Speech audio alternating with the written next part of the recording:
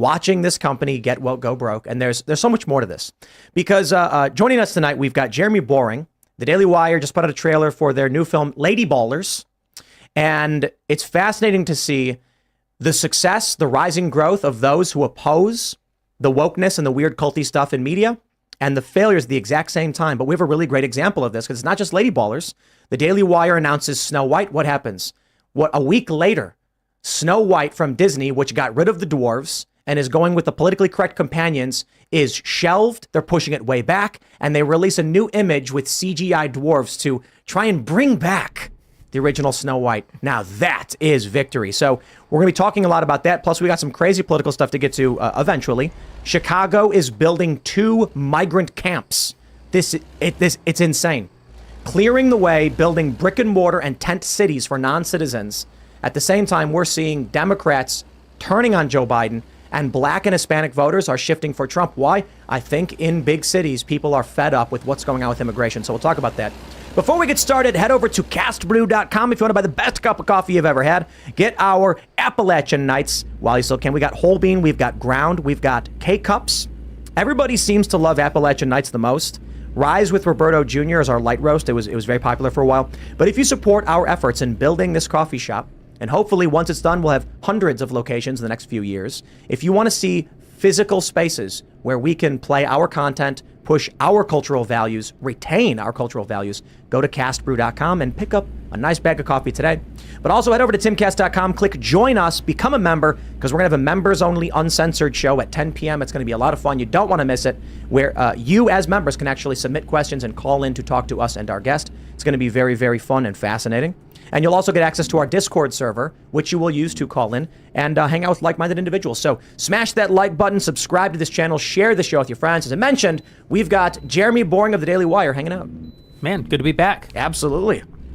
What's going on? By back, I mean back in the United States, because I've spent the last 6 months overseas making our Pendragon Cycle series that we've been working on. And, it's been fun. I've been in the two of the three most conservative countries in Europe, Hungary and Italy. And it's been nice to see people taking a different approach to the problems of our time. I mean, in particular, Hungary, we're going to get to this migrant thing with Chicago. Hungary's just taken a no policy to the migration question. Yeah, I think Poland has. Poland as well. So the Pendragon thing, I mean, you guys, that's a series that's going to be 7 episodes debuting in 2024. Wow. So you've got that, you've got Snow White, you've got Lady Ballers, of course. Yeah. I'm sure there's a bunch of other movies happening too that no one knows about just yet. Yeah. We're, as with Lady Ballers, we've got all kinds of things that we don't tell people. One of the things people have said to me all day today, in fact, one of the people here at your place said, "How did we not know about this?" I said, well, we went out of our way to make sure no one knew about it. As in particular with Lady Ballers, we knew that if people knew about it, there was a good chance they would find a way to stop us. Yeah. Very interesting. The whole time we were making the film, we were pseudonyms, and we called it Coach Miracle, and all of the written materials during the production, everybody's out to stop the kind of work that we're doing, the kind of work that you're doing. So it's what's fascinating to me is that we get hit up. Oh, hey, Jeremy would love to come by. We're like, we want to have Jeremy on the show. We get hit up. We see the trailer, Lady Ballers. And the day you come is the day we get the breaking news that Disney has admitted their politics are failing them. And I'm like, what perfect timing. What absolutely perfect timing. It couldn't have worked out much better. Right on. We also have Shane Cashman hanging out. Hey, it's good to be here. Happy to be here with you, Jeremy. I write for scanner.com. And today I published, I think, one of the most important stories I'll probably ever publish. And it's about my weekend in Ohio catching depraved, demonic men who sought to harm children with Alex Rosen. Check that out at scnr.com once this episode is over. Thank you. Yeah, I tweeted that one out, and I just want to say what I'm hearing from this story that you've written. I've got people messaging me saying, dude, this is the best thing Shane has ever written. This is the most important thing. Thank you. And I'm going to put my girlfriend on the spot, but we had to do like a basic analysis, the legal groundwork, be like, okay, here's the story. And I got to put her on the spot. I walk in, and she's crying. And I'm like, oh no, like something happened. I'm kind of worried, like, why is she crying? And I ask her if something's wrong. She's like, no, nothing's wrong. And I'm like, well, you're crying. And she's like, I'm just reading Shane's article. And I was like, oh my God. After being with these demons for a few hours and watching them say these things, I cried watching them get cuffed. because you're just like, it's like a release That's after wild. holding a straight face. Yeah, But, I'm hoping that we could do a culture war episode with you guys, I breaking all would this love stuff it. down. I would love it. Right on. We got Libby hanging out. Hey, I'm hanging out. I'm Libby Emmons. I'm the editor-in-chief with the Post-Millennial and HumanEvents.com. Glad to be here. I haven't read Shane's story yet, but I hear it's not bedtime reading. So It's not. Yeah. It's not. It's tough. It's a tough read, but it's important, especially for parents to know about with how vulnerable children are on the internet. yeah. Oh, yeah. And, of course, Serge is pressing the buttons. Yes, I am indeed here. I'm ready to get into it when you guys are. Let's jump into this first story. You'll love to see it. From the Daily Mail, woke Disney admits misalignment between its movies and what viewers want is harming its bottom line after progressive Snow White reboot was pushed back for huge overhaul. I love the financial, legal, academic way of saying get woke, go broke. Yeah, exactly. We're misaligned. Okay, we have a phrase for that. Here's the gist of it. Disney has warned its investors that the company's products and political views may not align with what viewers want and risk harming its bottom line. In a public financial filing for the fiscal quarter ending in September, the corporation acknowledged the risks it is taking relating to misalignment with public and consumer tastes and preferences for entertainment. That's amazing. Disney has struggled as of late to successfully pitch its costly films to audiences, losing a reported $1 billion on its last 4 high-profile releases. And I don't know if I actually have... yes, I do have it pulled up, of course. Disney's Wish over Thanksgiving weekend was another major box office bomb. And I think everybody knows that movie's basically communist, right? Is that the general idea? Are you familiar with it, Jeremy? Yeah. Basically, if there really was a God and if he was any good, he'd give us all everything we want. Yeah, but only in this movie it's a white man who has the power to grant everything you want and refuses. And God. He's a white dude. he's a white dude, all right. Yeah. It's a documentary. That's It's what it a is. documentary. Yeah, so the big news here is they pushed back Snow White, which shows not only are they admitting to their investors what we are doing is failing, they're taking corrective measures. Well, obviously, the entire sort of Team Reality right marshaled a lot of strength against, well, first with Bud Light, which I think is the greatest boycott that we've ever seen in the history of the right. I mean, we've never been very good at that sort of taking economic action, punitive economic action against anyone. And after Dylan Mulvaney, they laid the Bud Light low. But now with Disney, you saw the entire right wing really come out against them. And Daily Wire, I'm proud to say we took direct action. And on the 100th anniversary of Disney, back on October 16th, we announced the launch of our kids platform, Bent Key, which is, of all the things we've ever built, this thing I'm the most proud of. We've got 18 series on there, 4 of them original, 2 of those, Chip Chilla, our first animated series, and A Wonderful Day with Mabel McClay, I think are both genuinely wonderful shows. I'm very proud to have played a role in bringing them to life. But we also announced that we were going to make our own live-action adaptation of the Grimm's fairy tale Snow White. And we were doing that in particular because Rachel Ziegler had been, the Disney's new Snow White, had been so outspokenly against Snow White, the film that made Disney into the powerhouse that it is, the 1937 animated film. And she said things like, we're not going to make a movie like that. That movie had all kinds of problems. We're not going to make a movie where the prince saves the princess or any of this stuff. What's beautiful about that, well, what's awful about it, obviously, is that she's saying that the actual company for whom she works, a company with the most brand loyalty of any company maybe in all of history, is somehow poorly founded, somehow had bad values, and she's far, far better of a person than Walt Disney was. But what's beautiful now is, if you look at what Disney's going to do with the film, you said it, almost less than 2 weeks later, they completely changed course on their adaptation. They are now going to make a more faithful adaptation, and Rachel Ziegler has to actually be in the movie that she hates. Yes. I'm just imagining this when you're talking about this, you're making the Snow White. I'm imagining that you're driving this little buggy behind these semis that are gold is pouring off the back, and you're just picking it up and you're like, well, whatever, I might as well take this. Oh, they threw that out, I'll take this one too. If they want to abandon their most valuable IP and the things that made them valuable, I see in so many ways with like Jeremy's razors, for instance, and Jeremy's chocolate. You're like, well, if you don't want it, I guess I'll take it. Yeah. And now here's the Daily Wire exploding in popularity because they're just giving away this value, abandoning it. I mean, I'm just a lowly shampoo mogul. but I came by it honest. If they don't want the business, to your point, we're going to make the business. And someone asked me, what will you do if Disney manages to course correct here? First of all, I don't think they can. I don't think that Disney. I think they know that something is amiss. I don't think that they can identify the difference between the parts of their views that are so radical that the public is rejecting them and the parts of their views that aren't. Because they live in a bubble within a bubble within a bubble within a bubble. People who've worked for Disney have told us, Disney has basically fired everyone over the last 5 to 7 years who didn't toe that party line. There's no one left over there who would know how to do this if they were paid to. But if they do manage to course correct, and if it costs me my business, I'll be like Elliot Ness at the end of The Untouchables. I'll go have a drink. Like, we won. We won. It would be far better for our culture. It'd be far better for Western civilization for Disney to become Disney again than it would be for Bentkey to spend the next 100 years becoming Disney. Yeah. Yeah, the way I see it is, if I woke up tomorrow and Disney was making good family-friendly content, crime was going way down, the Democrats apologized to Trump, all of these things turned around, I wouldn't know what to even do. I'd probably just sitting here talking about UFOs or something, and then I'd go skateboarding, and I'd be like, I don't need to do anything. Well, those would be good shows too.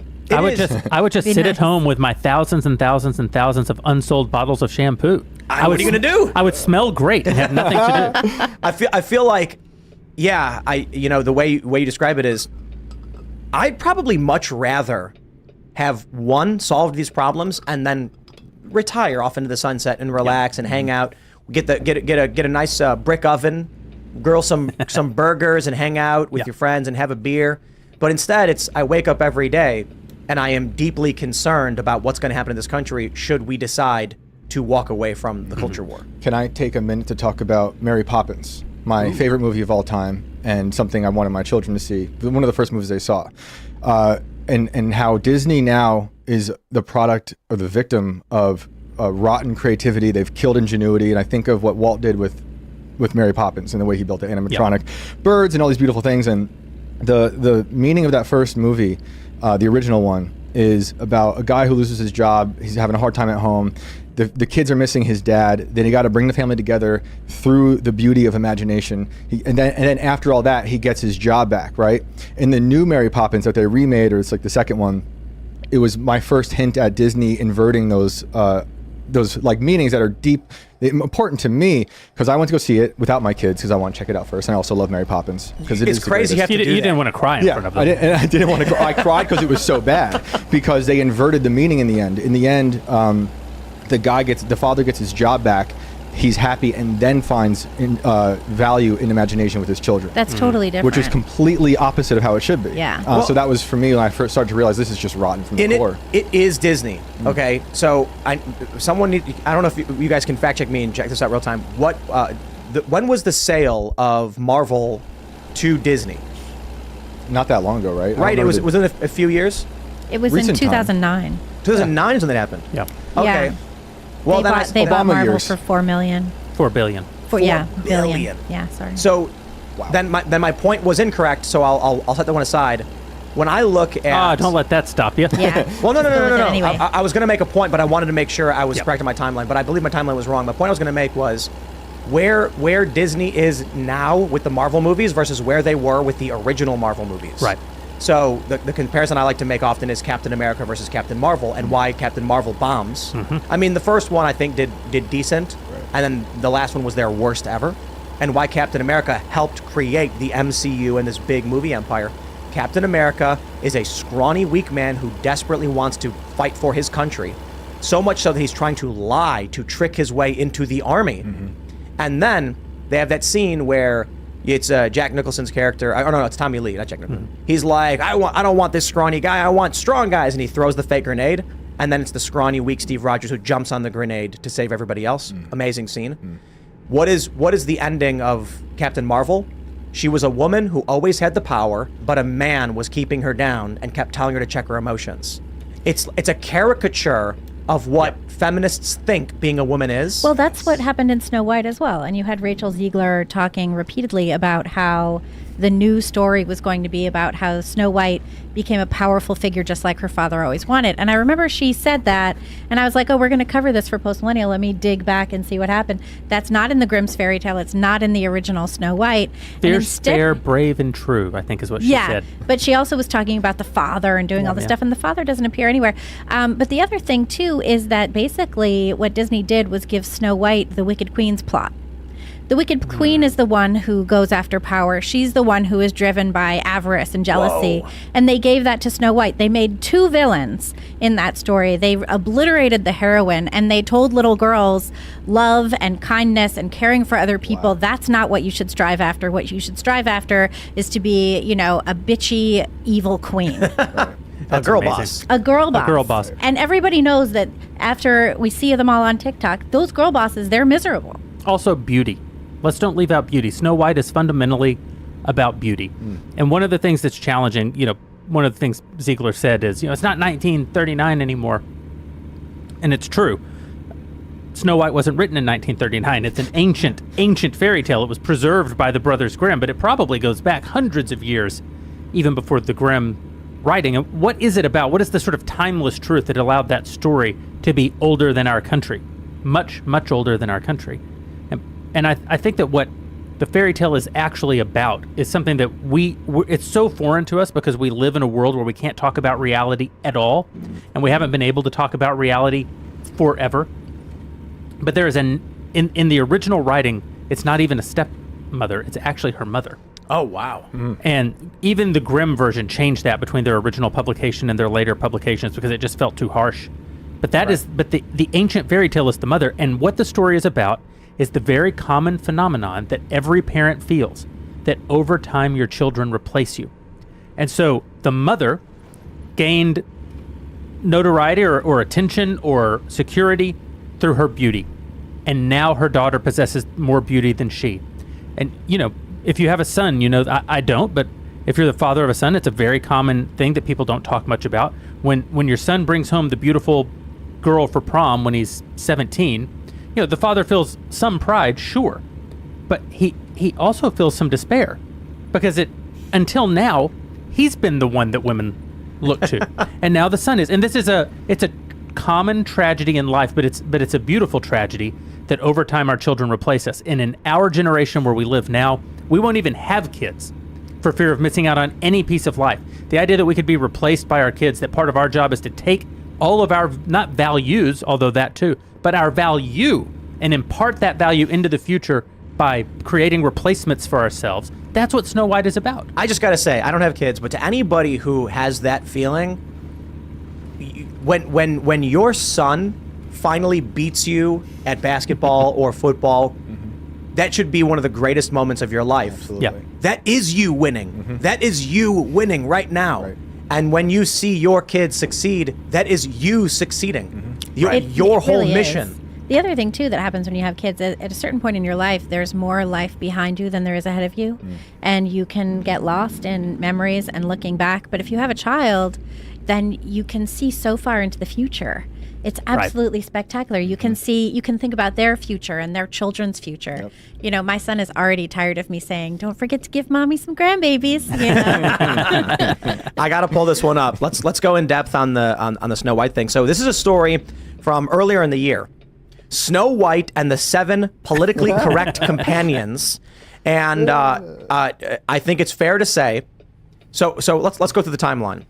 Here's a photo, exclusive pictures of Snow White's 7 companions. One is a little person, because I guess dwarf is offensive, even though dwarf was the mythical dwarfs who are made from stone, crafted from the mud of mountains or whatever. Yep. They decided that was an insult towards little people. But this, I think, is specifically because when they announced they're making the movie, Peter Dinklage complained. Yeah, that's right. They probably, behind the scenes, were like, okay, if we do this, are we going to get yelled at? Okay, let's not do this. So they released this photo. So the most famous dwarf actor says that it's insulting to hire dwarf actors. He's the only one who wants to have a job. He doesn't want He's anyone got a else to have a monopoly job. on it. So I want to make sure everybody sees this timeline. From the Daily Wire on October 16th, Daily Wire announces live-action Snow White and the Evil Queen, starring YouTube sensation Brett Cooper. The bombshell announcement comes alongside the release of the company's kids streaming at Bentkey. And then we have this. October 28th, from InsideTheMagic.net, Disney whitewashes Snow White after diverse casting backlash, CGI caught by fans. So only about a couple weeks later, they release this photo of Rachel whitewashed. Ziegler wearing the traditional dress, surrounded by CGI white dwarfs. So whitewashed. I think that was you guys. I think you said this earlier. Yeah, I think that we certainly played an outsized role. Obviously, there was a lot of backlash beyond just us, but we took very direct action. We put our money on the line to directly challenge them. And, 2 weeks is the speed of light for a corporation the size of Disney. You can just look at this CGI photo that they released. It's so below the quality standards of Disney, who are the greatest animators, in all of human history. They obviously rushed this thing out. This is crisis management, and I think that we, if we weren't the entire crisis, I think that we were the most acute part of the crisis for them at that time. I think it's the announcement of your Snow White that made them say, "Oh no." The previous segment we're talking about how Disney is admitting to their shareholders. This is from the end of their quarter three, and in September. So this is a month before you guys announced. They are outright telling their shareholders, we are losing money because of a misalignment between the content and the culture we make and what the public actually wants. That's in the end of September. They know this. Yeah. In October, you announce, and I guarantee there's someone at Disney being like, what happens when Disney's Snow White bombs and Daily Wire's Snow White breaks records?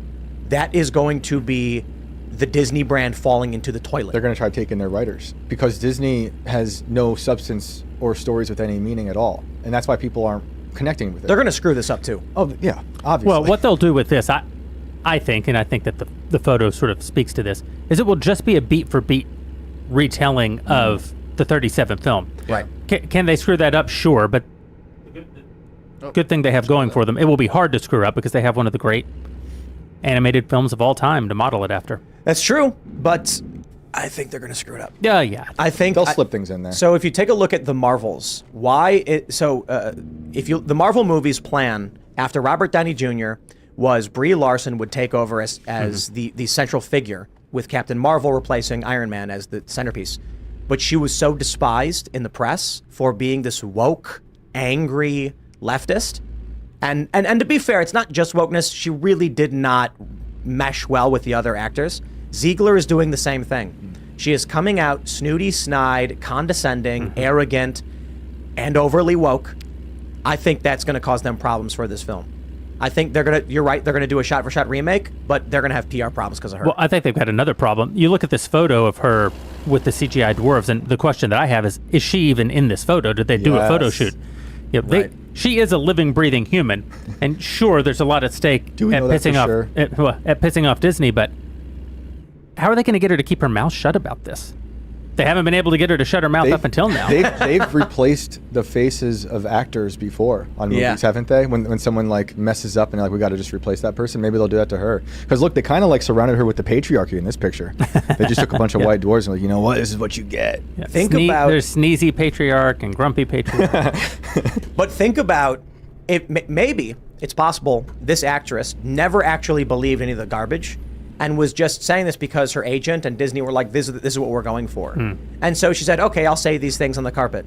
I think the likelihood is she's woke. Well, I'll go a little further and just say, I don't know how, is she 20 years old, 22 years old or She's something? a kid, She's just a kid. I've said a lot of bad things about her lately because she put herself in a position where I need to publicly oppose her. But at the end of the day, on a human level, I have a lot of sympathy for dumb kids being dumb kids. For sure. But I just got to say, I got to push back. We got to stop calling 22-year-olds children. I actually appreciate you calling me out on this. I went on at length about this publicly not 2 weeks ago, that we infantilize adults by calling them kids. Right. She is young, and she's particularly young in the way that our culture measures age today. And so I have some sympathy for her. But you're right. She is no kid. She's an adult. She has agency. She's responsible for her actions. And I take that rebuke. Yeah, and I think, because I was talking about this earlier too, we need to the millennials are a lost generation. I'm sorry, guys. I know everyone's like, but Tim, you're a millennial. I know, but I talked about the survey last week. Boomers, Gen X, and Gen Z all say they will be comfortable with $120,000 a year millennials, the one generation, they say they need 500,000. 500,000 a year. Yes. And there's some weird Wow. thing that happens. And I know she's 22, so she's actually Gen Z, I believe then, right? It's not absolute, it's not one for one, but we need to start telling people like, you need to be an adult, you need to start taking care of yourself. But that being said, imagine she is genuinely woke, genuinely opposes patriarchy and all that, and then one day, like you said, is she even in this photo? They rushed out CGI. They cranked this photo out. I imagine she gets blindsided by this. Oh, the oldest, whitest Bob Iger. Right? Just takes away her little dream. That's right. Yes. And she's contractually obligated. I wonder if she got an angry phone call. What is this? I don't want to be a part of this. It's insulting and ableist. Too Wasn't bad. it not just her saying this? Wasn't it? Isn't Wonder Woman? Gal Gadot, Wasn't yeah. she also saying? She some was, crazy but if you stuff? watch the clips with Gal Gadot, and I realize I'm being very soft here on all of these guys, which isn't my usual reputation, but if you watch Gal Gadot standing beside her saying things like, we're not going to be saved by the prince, and you can kind of tell that Gal Gadot is trying to be generous to this young woman standing next to her. Right. She's also trying to like be one of the girls and be Yes. on the team. You know, she's Right. trying to have friends. Yeah. Yeah. You know, I cannot stand how feminists insult women. And I'll tell you why. yeah. It's not just feminists. I understand that back in the day, men would laugh at, oh, my wife goes shopping. Oh, geez. And I'm just like, there's this article that was put out today that claims women are better hunters than men. And that this university, yeah, right, Jeremy's face is like, are you kidding me? Yeah, they said women actually can do endurance better than males can, which means in the prehistoric days, they were hunting more than we realize and we're better. And I'm like, no, just stop, shut up. Women going and gathering and protecting and raising children is honorable and extremely important. But in this Malthusian political era where they despise the creation of more humans, they have to insult women for being caregivers. The greatest technological advancement since fire is not the printing press, it's not the internet, it's not electricity, it's the sanitary napkin. And the thing that no one really can contemplate in today's day, even women today a woman today is so disconnected from every woman who lived before the 20th century that she can't really even imagine what life was like. I know that women weren't the great hunters in days of yore because they were pregnant all the time, Right. or had tiny babies that they were nursing all the time, or couldn't leave the cave for one out of every handful of weeks. Because Well, and that still You can- happens in Nepal. I was going to say, you can look at India and Nepal today, and it's still happening. You have to look for it, but it's still happening. And the life of a woman in pre-industrial times, for this particular reason, is so different than we can possibly imagine. It's just we live on the other side of sanitary napkins and birth control pills, and we think that we know what women have been like throughout all of history. That's absurd. So they make this narrative Snow White is insulting when in fact it is beautiful. Of course, it's beautiful. Yeah. And all of these other tropes about women and their desires and what they want. I was reading that why do women like shopping? Because it's the modern equivalent of gathering. And I'm like, I think it's because they like pretty things. well, That's but- why I go shopping. But why do you like pretty things? Colorful things in the wild, berries and fruits. The reason why women can see more shades of different colors, the reason why women are more likely to be tetrachromats, seeing with the wider spectrum, is because the idea being, and I'm not saying it's 100% correct, but it's plausible, women are gathering, collecting, foraging, extremely important for human civilization, and men were hunting. So men have spatial reasoning and like they can map things better, but women create human beings. Oh yeah, they do these studies all the time. You like put men and women in a circle in a room, and over time, all of the women begin to lean in, and all of the men begin to lean out, looking for predators. It's just, Oh wow. we're just wired. Camille Paglia talks about that with the women in Italy, and she talks about how absurd it is now that women and men are meant to do the exact same type of job. And she talks about in the old villages, the women would gather around, you know, the well or the pump, and this comes up in Newt Hampson as well, and the growth of the soil and all of that stuff. You know, women create these communities, and it really is kind of tragic that these communities have fallen apart, because that's where you would learn things about raising your children. That's where you would learn things about preparing food and making clothing and all of these kinds of things. And now it's just gone. Yeah, building community is something that women are uniquely good at. And so I'll self-promote for a minute. We've just released the trailer yesterday for this new film that we're doing called Lady Ballers, and I give a speech in the film about the difference between men and women, and the whole film you're seeing men just completely dominate women's sports. Well, let's pull it up. Well, We have this. I chose the best source I could, out.com, and they've titled it, "This trailer for a, quote, comedy film about trans athletes is the worst thing we've ever seen." High praise. Really, yeah. Jeremy, High what do you praise. have to say for yourself? well, I'm looking up the article now. So it says, I chose this one because, of course, we have to go for the criticism. It's a well-known fact that right-wingers cannot make good art and don't have a sense of humor. At the same time, I just want to pause. Y'all call Joe Rogan right-wing, and he is one of the top comedians of all time. So nice try, but let's read. They say the Daily Wire is reminding us all with the new preview for its first feature-length comedy, Lady Ballers. In a world where women's sports is being transformed, the Daily Wire calls foul with the most triggering comedy of the year. So, of course, they're absolutely triggered by it. But in real news, we have this story from Daily Wire.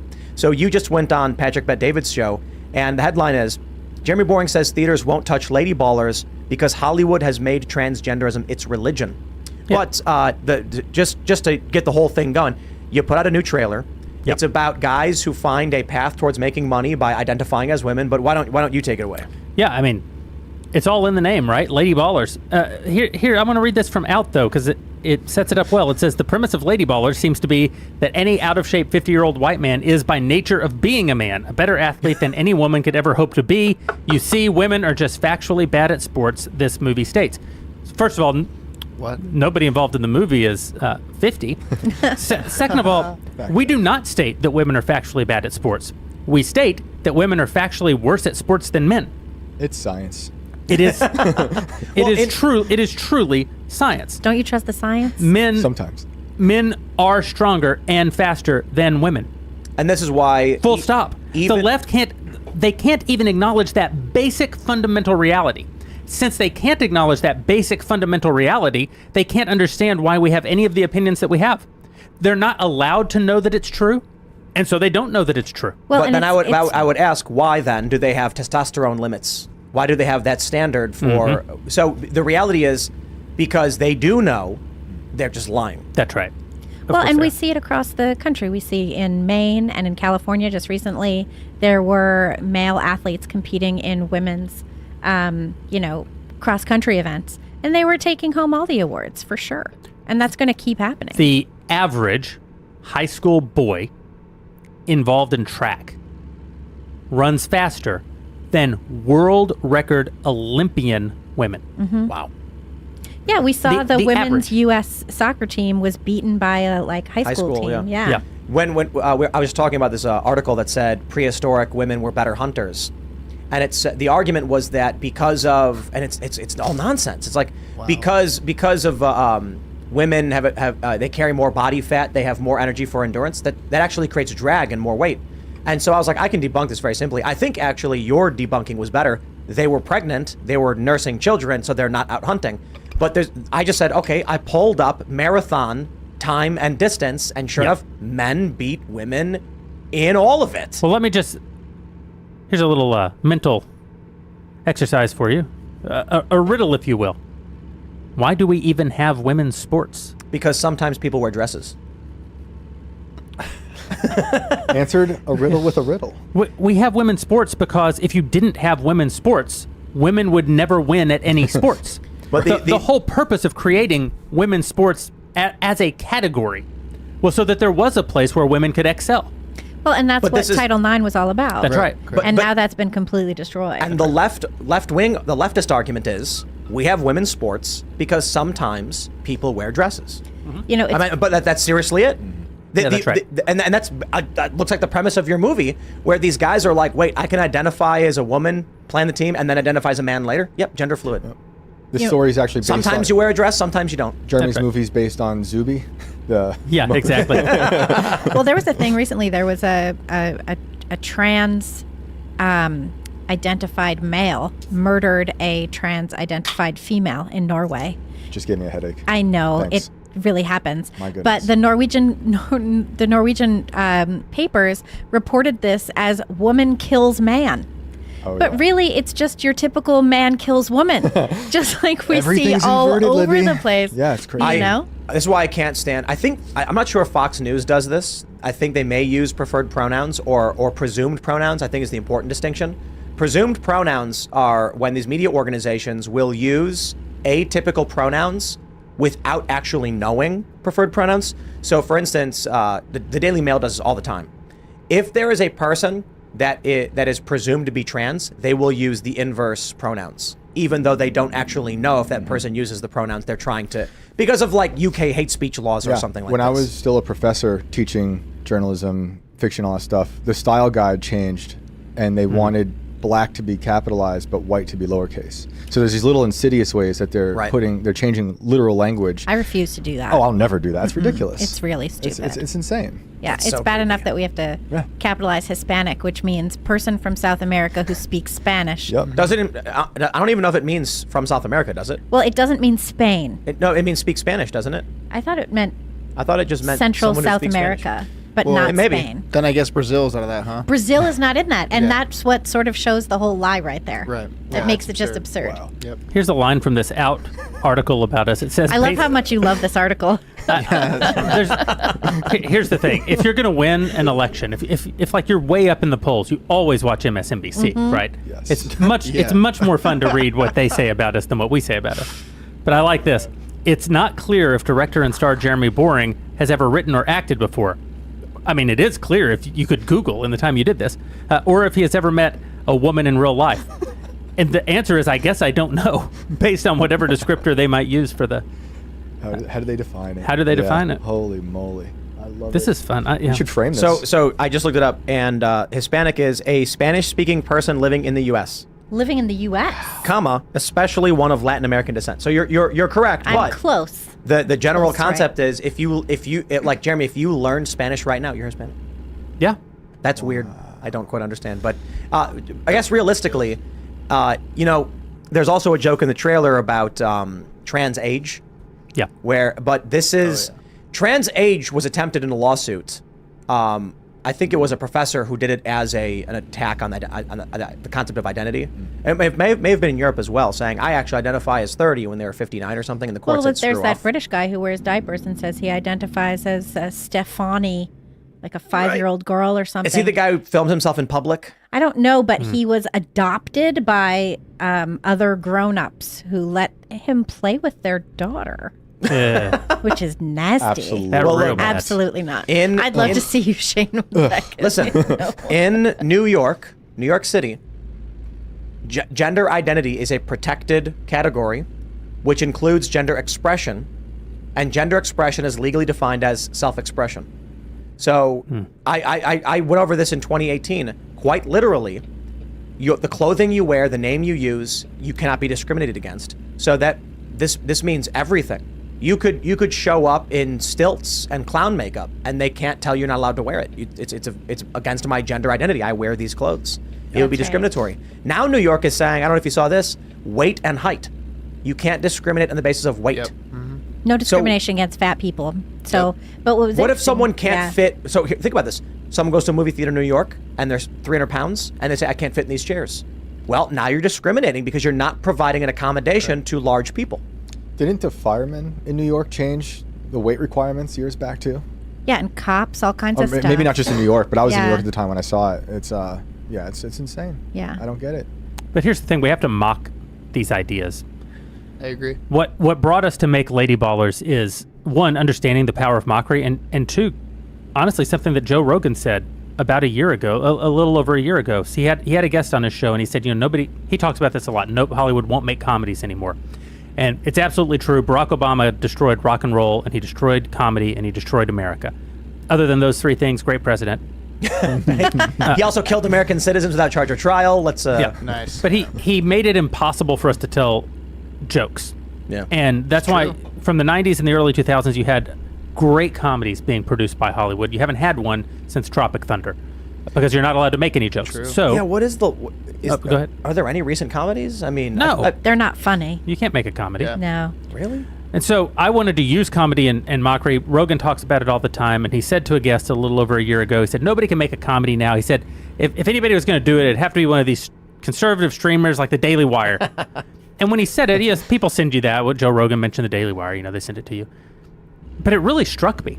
And I thought, this is kind of a challenge and a responsibility. If it is true that only the Daily Wire could do this, then it stands to reason that the Daily Wire must do it. If we actually believe the things that we purport to believe, and we actually are uniquely capable of challenging this new status quo wherein you're not allowed to make fun of anything, including the most absurd things that are happening in our culture, then, Or just then we anything. just have to do it. Just anything. I mean, over the holiday weekend, I'm hanging out with Seamus and my girlfriend, and it's after Thanksgiving, so Seamus is from Chicago as well, and we were all making jokes about our backgrounds. The issue of family history comes up, and then we make jokes. Seamus makes jokes about being Irish and being the potato man and stuff, and we play along with it, and he laughs, and then we make jokes about Korea, and we're all laughing at each other.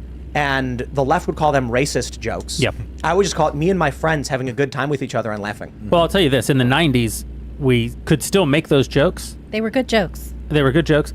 And there was far, far less racial division in the country. I remember, that was very distinct. And coming up into the 2000s, and you're looking back at the 90s going, we were colorblind, we were friends with everybody, none of it was a very big deal. And I remember distinctly, probably something like 2012, running into an old friend of mine from college, a black woman. We were hanging out at this bar in Brooklyn, and we were just chatting, and she said something that was totally different than what she thought when we were in college. She said that when people see her, she wants them to see her blackness first. She wants them to see her race first. And I was like, but why? Like, that's not what I see when I look at you. And the switch was that now it was racist to not notice race. Yeah, that's right. Yes. Whereas previously, none of us had cared at all. Cult indoctrination. Yep. Cult And we're from indoctrination. similar backgrounds, similar schools, all of that. We went to the same, private college, everything. Watching them destroy comedy, though, with their ideology was so hurtful for me because comedy is one of my favorite art forms, for two reasons. It brings people together. We can make fun of each other. I love Kill Tony. It's one of my favorite shows. They roast the heck out of each other. Bro. They're brutal. I love that. I do that with my friends. But also, like Mel Brooks used to say, comedy, mocking people could destroy your enemies, right? And that's what he would do in his in Right, some like of his look movies. at Rickles, like Right. suddenly you're friends with everybody. Exactly. Well, let's actually. I'd like to ask you directly about the film, and what can you say about it? I mean, I don't know if you want to reveal the plot or break down the general premise. Yep. What's going on? Yeah, I'll say more about it than is present in the trailer, which is that, of course, we start our journey by trying to become successful, by trying to get back in the game. We're this, I'm a coach, and I get together my former state-winning boys basketball team and say, hey, if we call ourselves women, we can get back into the game. Pretty soon we realize we're being driven to this by my new girlfriend, who is a journalist, and she has very ulterior motives, But she's excited for it. She's driving it. She's like, here's what we're going to do. Think of the sponsorships. Think of the fame. And she gets the exclusive.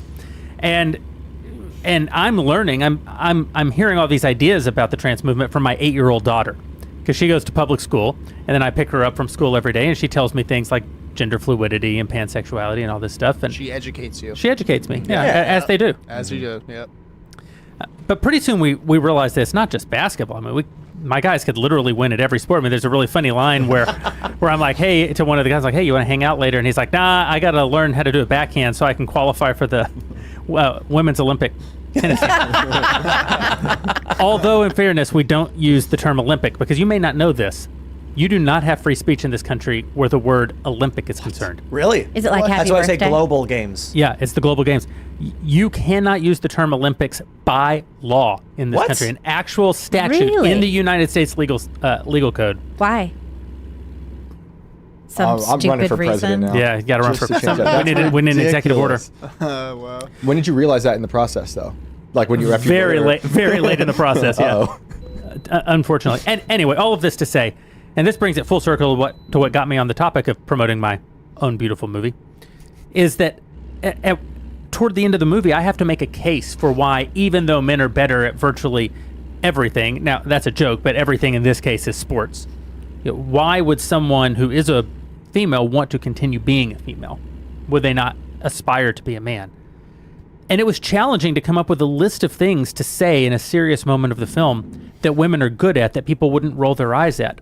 And then because the things that women are good at are things that our culture has decided don't have high value. Well, and this is women when I decided realized that they don't have high That's right. value, which is insane. This is when I realized that, not for the first time, but had it really reinforced, that the war on men is a war on women. Essentially, what the culture hates the most is women, not men. I agree. It's women. That's correct. I've said this for a while. Feminism is destroying femininity. Yes. It is Yes. telling women to adopt masculine features, masculine roles. This is why Men are bad, so be just like them. it's insane. We when you look at the numbers, transgender youth, I think one study said 85% were female to It's men. mostly women cut it. Yeah, it's mostly Right. young girls getting Women their breasts becoming cut men. off and wanting to be men. That's And right. what they don't realize is it doesn't matter what they do. They're never going to be men. They're still going to be short.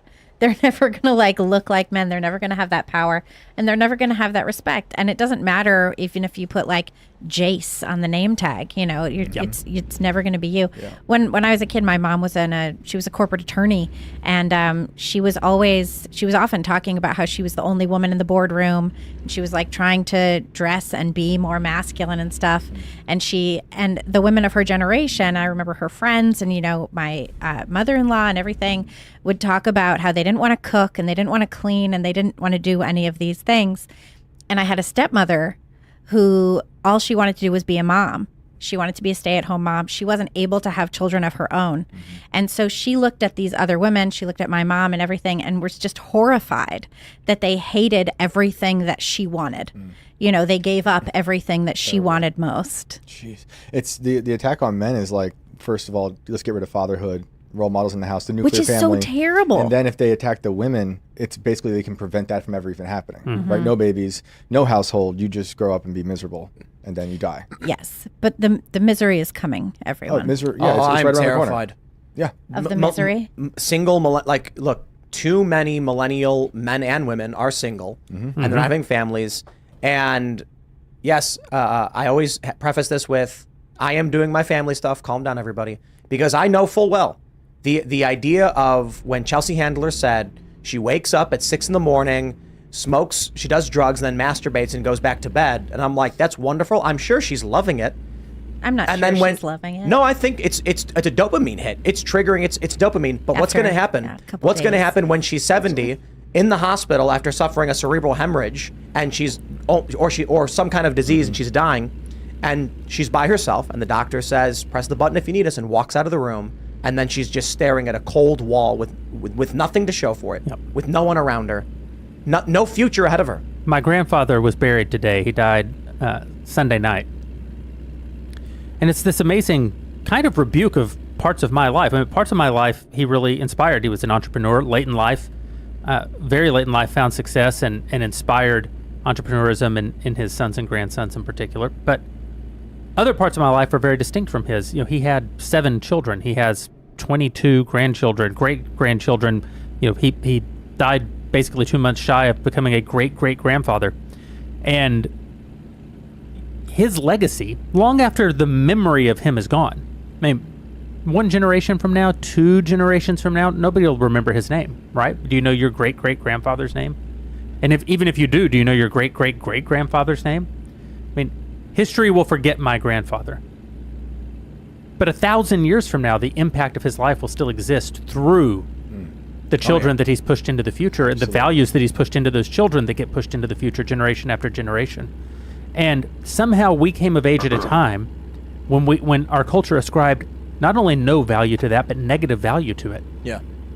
Yep. What if we deprive people of I bring this up a lot, but one of those Emmanuel brothers, Rahm Emanuel's brother, talked about why we don't need old people anymore. Old people should stop caring for themselves and basically just die. Not basically, he said die, And I tell people all the time, knowing your grandparents is the best.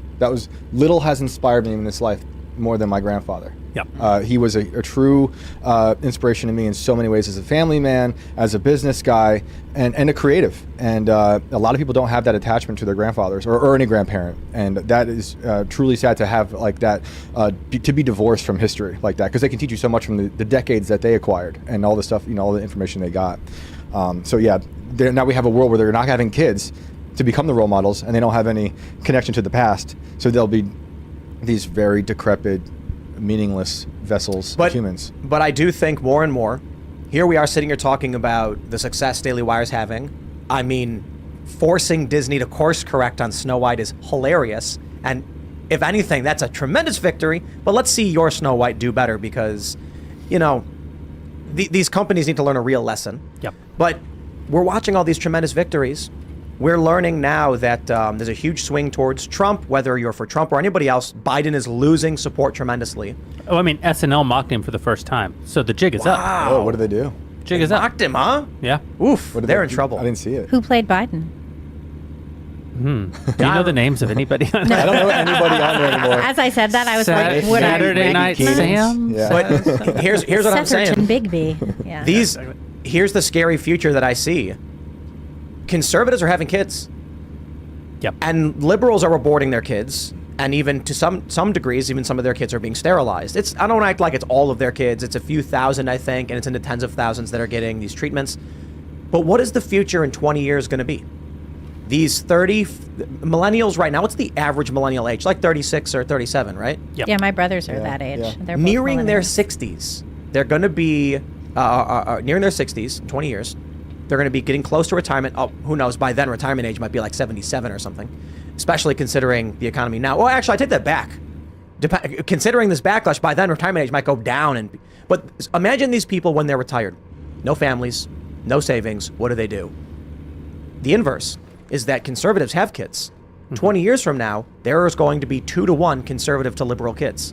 Now, people may change their values, so some of the kids of conservative parents may adopt liberal ideologies, but it's also true that the inverse could happen, especially with the pushback in schools. I think it's fair to say, based on the fact that liberals overwhelmingly abort relative to conservatives, and conservatives 20 years ago were already having more kids, you are going to have woke, feminist, millennial retirees, males and females, single, childless, begging for handouts from a government that will not give it because conservatives win the voting bloc. We talk a lot about like the parallel economy, right? But I really think it's going to be not parallel realities, but fractured realities where we're going to inhabit the real world, where we were talking about before we went live about taking the physical space back, you know, and they're going to inhabit the digital space. That's where all their identities are mostly uploaded. They care more about the digital world than they do the physical Well, but world. here's an interesting wrinkle on that is AI. Oh, yeah. That the digital world is becoming more and more artificial over time.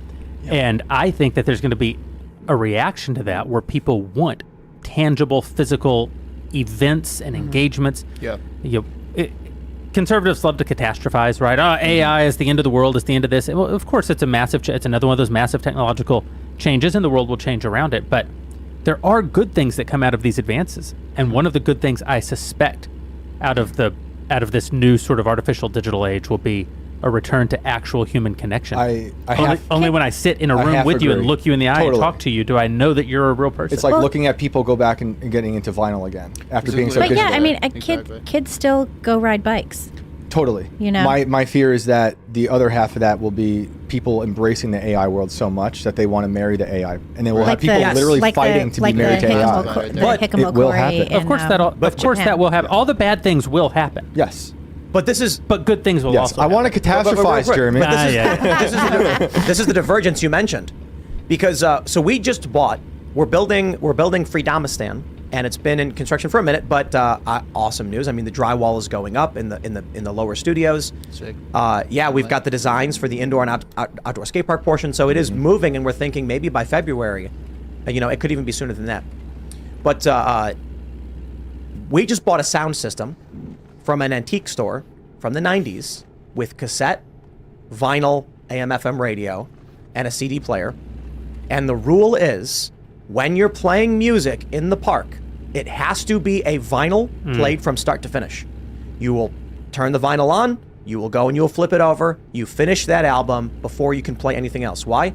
I cannot stand the digital playlist reality. Right. I can't stand that whenever you open the app, it's one song from one band, and it's 700 bands with one song. And so I just said, no, I don't want that anymore. I want the core original. Give me an album from one band. We're listening to it. Imagine that there are adults alive today who have never listened to the B-side of Abbey Road. They don't know that are. that's a thing. Yeah. Right. Yeah. They may have heard every song off of it, but that is not the experience of listening to agree. Dude, B-side you'd be of Abbey shocked Road. when I travel with my records how many people are like, what the hell are these? They look at them like they're like these foreign, like they pull it out, they literally see them open the box and then take it out and they're like looking like, I've never seen this in my life. I'm like, dude, it's a record. Like, you don't know what that is? Really? Yeah. But you'd be amazed. People literally have never seen it before. It's I want to crazy. expand out on what Jeremy was I saying just too, missed because the I mixtape. I agree. I love the mixtape, but I this would be nice if the positivity does grow out of this and people embrace family again. Yep. You know, that would be an amazing transition out of this hellscape that we've been in. And it's yeah. possible because I'm in a community now where I'm surrounded by people who are beautiful families. And when I was in New York, I was not surrounded by that at all. It was completely defunct and anti-family. I do just have to mention this, that we pulled up an article previously that you were on Patrick Bet-David's podcast in Miami, and now you're here in effectively West Virginia, and I'm like, man, Yeah. this guy works. You were just in, where were you? You were in Budapest? Were you? Yep. And Budapest? I've been overseas. This is my first time in the States since July 10th. Wow. And I scouted for a month in Europe before that. So by Christmas, it will be true that I spent the majority of 2023 overseas. Wow. Other than family, is there stuff that you realize you were missing? From here? Mexican food. True. That's a big one. I miss that here. There's We no don't ta- have. there's we no don't have Taco this Bell? here. Yeah, we don't have great Mexican food in Nashville either, but we have some Mexican food. Yeah. Whenever I go to Texas, I'm always like, we need tacos. Yes. It's time for tacos. But to be fair, the American versions of it are nowhere near what Mexican food actually is. Oh yeah. I like But it's ours, you know? I don't know. Yeah. I American, like the exactly. American versions. Yeah, of I want. all of that When I food. say Mexican food, I mean Tex-Mex. Yeah, I want like the Tex-Mex. American Yes. version of Chinese food. I just want a I don't little want Las sea Vegas. cucumbers. I want like General Tso's chicken and some, you know, lo mein. That's what Well, I want. let's get a little bit more political in this. So we talked a lot about culture, but we have this story from the Chicago Tribune. Construction on Brighton Park migrant camp to begin with state involvement this week despite aldermanic opposition. Can I just point out really quickly that beautiful word, aldermanic? Man, I have not made a movie wow. about this. Just I want to be clear. About the aldermanics. Yeah. So The aldermans. aldermen are like the mayors of a neighborhood. So I love the aldermanic It's a opposition. great word. It's a great word. But here's what's happening. The people of Chicago are furious. They do not want illegal immigrants in their city. Same is true for New York. Democrats are suffering because of this, but it doesn't matter. Why? Several reasons. There's one base reason, and the simple reason is there are men who are willing to take blood money stripped from your pockets and your bank accounts to build facilities for non-citizens, and they don't care. They don't care about your community. They don't care about you. They don't care about what happens to the city. When the government comes to these men in these construction vehicles and says, here's the project, they say, okay, I'll take money no matter where it comes from. So the people of Chicago, in opposition to this, are having their tax dollars taken, and these men are willing to accept it. That's the first problem. Second problem is politically, they do not care what the people of the city actually want. They will build facilities for non-citizens, and this is going to be, I think, politically apocalyptic for Democrats, because now we're seeing Donald Trump is improving among Black and Hispanic voters, and I think this is partly due to you get these videos out of Chicago where it's Black community members screaming, get these illegal immigrants out of our neighborhoods. They don't care. But let me just stress also the sheer shock when I saw a video on Twitter, X, where they're like, we are building a camp on the south side of Chicago for illegal immigrants. We're not talking like a small park. We're talking a massive multi-acre facility. They're talking brick and mortar structures. Yeah. What do they mean by camp? They just mean a building. No, they're building multiple structures. Yeah, well, this is like when you hear a refugee camp inside the Gaza Strip, and then it turns out it's a city with skyscrapers. Yeah. It's- Right. Interesting word. Like camp is a Yeah. Well, one of them is a tent city. So I guess you can call it a, but when you have multiple acres, I don't know if if it has plumbing though, it's at a minimum it's a migrant clamp. Well, Right. there was a thing in New York just recently where they put up a whole bunch of dormitories at Floyd Bennett Field, which is an old airfield, and migrants were warning each other not to go there. They were like, "Oh no, it's not acceptable." And one woman said, "We did not go because we already know the situation over there. We saw people returned with children. They say it's not suitable there. There is nothing there, not even a television." No TV? No TV. Oh That's- my that- goodness. that's a It's violation of, unconscionable. like, I the think it's a human human rights rights. violation. Yeah, human UN Charter violate. We gotta. What's going on? No TVs. We should protest. I have to say, I have loved seeing, black people in Chicago and New York just be like, no, we're not doing this. Look at Eric And Adams. it makes me think that maybe we can remember. Yeah, Eric Adams has been really working on this, and he has been stymied at every step of the way. And now they're attacking him. Now they're attacking with him. claims. They're destroying the schools, that were already faltering. But I have loved seeing Black Americans stand up and be like, no, we don't want this. It makes me think that perhaps all of us Americans, or us original Americans, can get together and be like, we're Americans, we love our country, we don't want it to be overrun. Race is not the thing that should divide us here. It should be the border. Absolutely. Culture is real. And the great lie of the 20th century is that culture is not real, that all cultures are equal, that you can Relativism. you can basically shuffle the deck of all humans across the entire globe and still wind up with the exact same soup, and you can't. France is a place for French people, and England is a place for the English, and America is a place for Americans. And you could say, well, there's no such thing as Americans, and that's true, but there's no such thing as English either. Like, at a certain point, cultures come and they go. And America, yes, is a nation that was founded largely by immigrants, but those immigrants did come together and create a culture. I'm not anti-immigration, but I'm anti any kind of immigration that radically and rapidly changes the makeup of the culture of a country. Because you can't have a nation if you don't have culture. You have to have common culture. Well, this is an important point. The Constitution, the Bill of Rights are what, 1789? We had free speech. Yeah, they'd still arrest you for obscenity laws if you spoke in certain ways. Like George Carlin famously, even in the 70s, you'd get arrested for it. It is the culture that we have today. This is why I say we're winning. A lot of people don't want to accept it, but you can look at the tangible realities of the Bud Light boycott. I want to say right now I'm a huge fan of Bud Light and a big supporter of theirs. After they sponsored UFC, we were very critical of them. But then seeing what Sean Strickland said, did you see this one? No. So Bud Light, but let me just wrap that point up. We're winning, by the way, and this is the point. We are winning. Sean Strickland said he was so happy that Bud Light sponsored UFC, and we're like, no, come on, Bud Light, they're crooked. And then he's like, now they're putting money behind every word I say. And I went, okay, I agree. There's no backing down for Bud Light now. MMA fighters are notoriously based. And he said some stuff that I can't say on YouTube. And the UFC paid for it. I'm sorry, Bud Light paid for it. Yeah. So now I'm like, okay, I'll take it. There you go. He's fixing the brand by going a little far in the other direction. Well, you've seen their advertising. It's sort of like, it's like 80s spectacular advertising all of a sudden. I do make a Bud Light joke in Lady Ballers, and maybe I should reevaluate it, although it's too late now. Well, but we were wondering, when's Jeremy's beer? I mean, you've got everything else. Yeah, I will. Here's some breaking news Oh, for our Timcast fans. There will not be a Jeremy's beer. When you watch Lady Ballers this weekend, you will notice that there are cans all throughout the movie that say Jeremy's Pilsner on them. They're very well designed, and that's because I thought that by the time the movie came out, I would release my Pilsner. But it turns out canned beverages are very difficult, and alcohol is even more difficult still. And I've made the decision that, and I don't drink. So somehow in this combination of challenges, I thought, man, maybe just let that one slide. But what I wanted to say about winning is, when you look at freedom of speech, despite the government manipulations and collusion with big tech, I believe we are winning. We're winning culturally. We're not winning in the realm of policy yet, which matters. Right. But I agree that there's a shift culturally in our favor. Right. We've begun forwarding the line. Yes. Is the way I would describe it. We may not have the whole battlefield, but also the Second Amendment. I do not believe we have the whole battlefield. I mean, or I should say we have more than 26 states constitutional carry or permitless concealed carry, I think Florida. And so that is the majority of the battlefield in terms of statewide. Now they're trying still to ban things, but they're losing.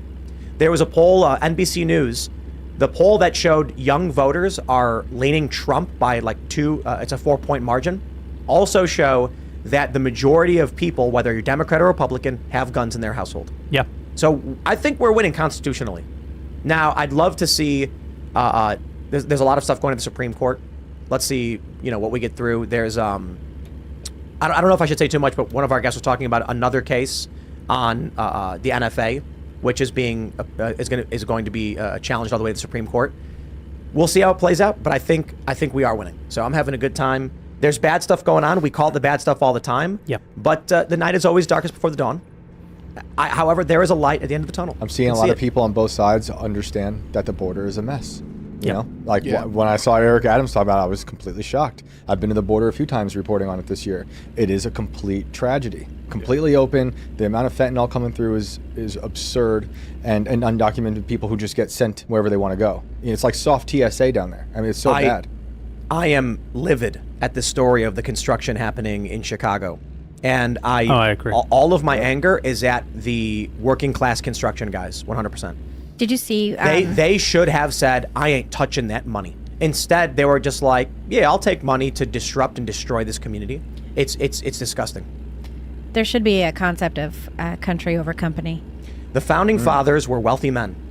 They were very wealthy, and they had every reason to say to anyone with patriotic sentiments, shut your mouths, you're going to spoil my fun. I've got land, I've got buildings, I've got properties, I've got companies, and I got a family to protect. I ain't signing that Declaration of Independence. They did the opposite.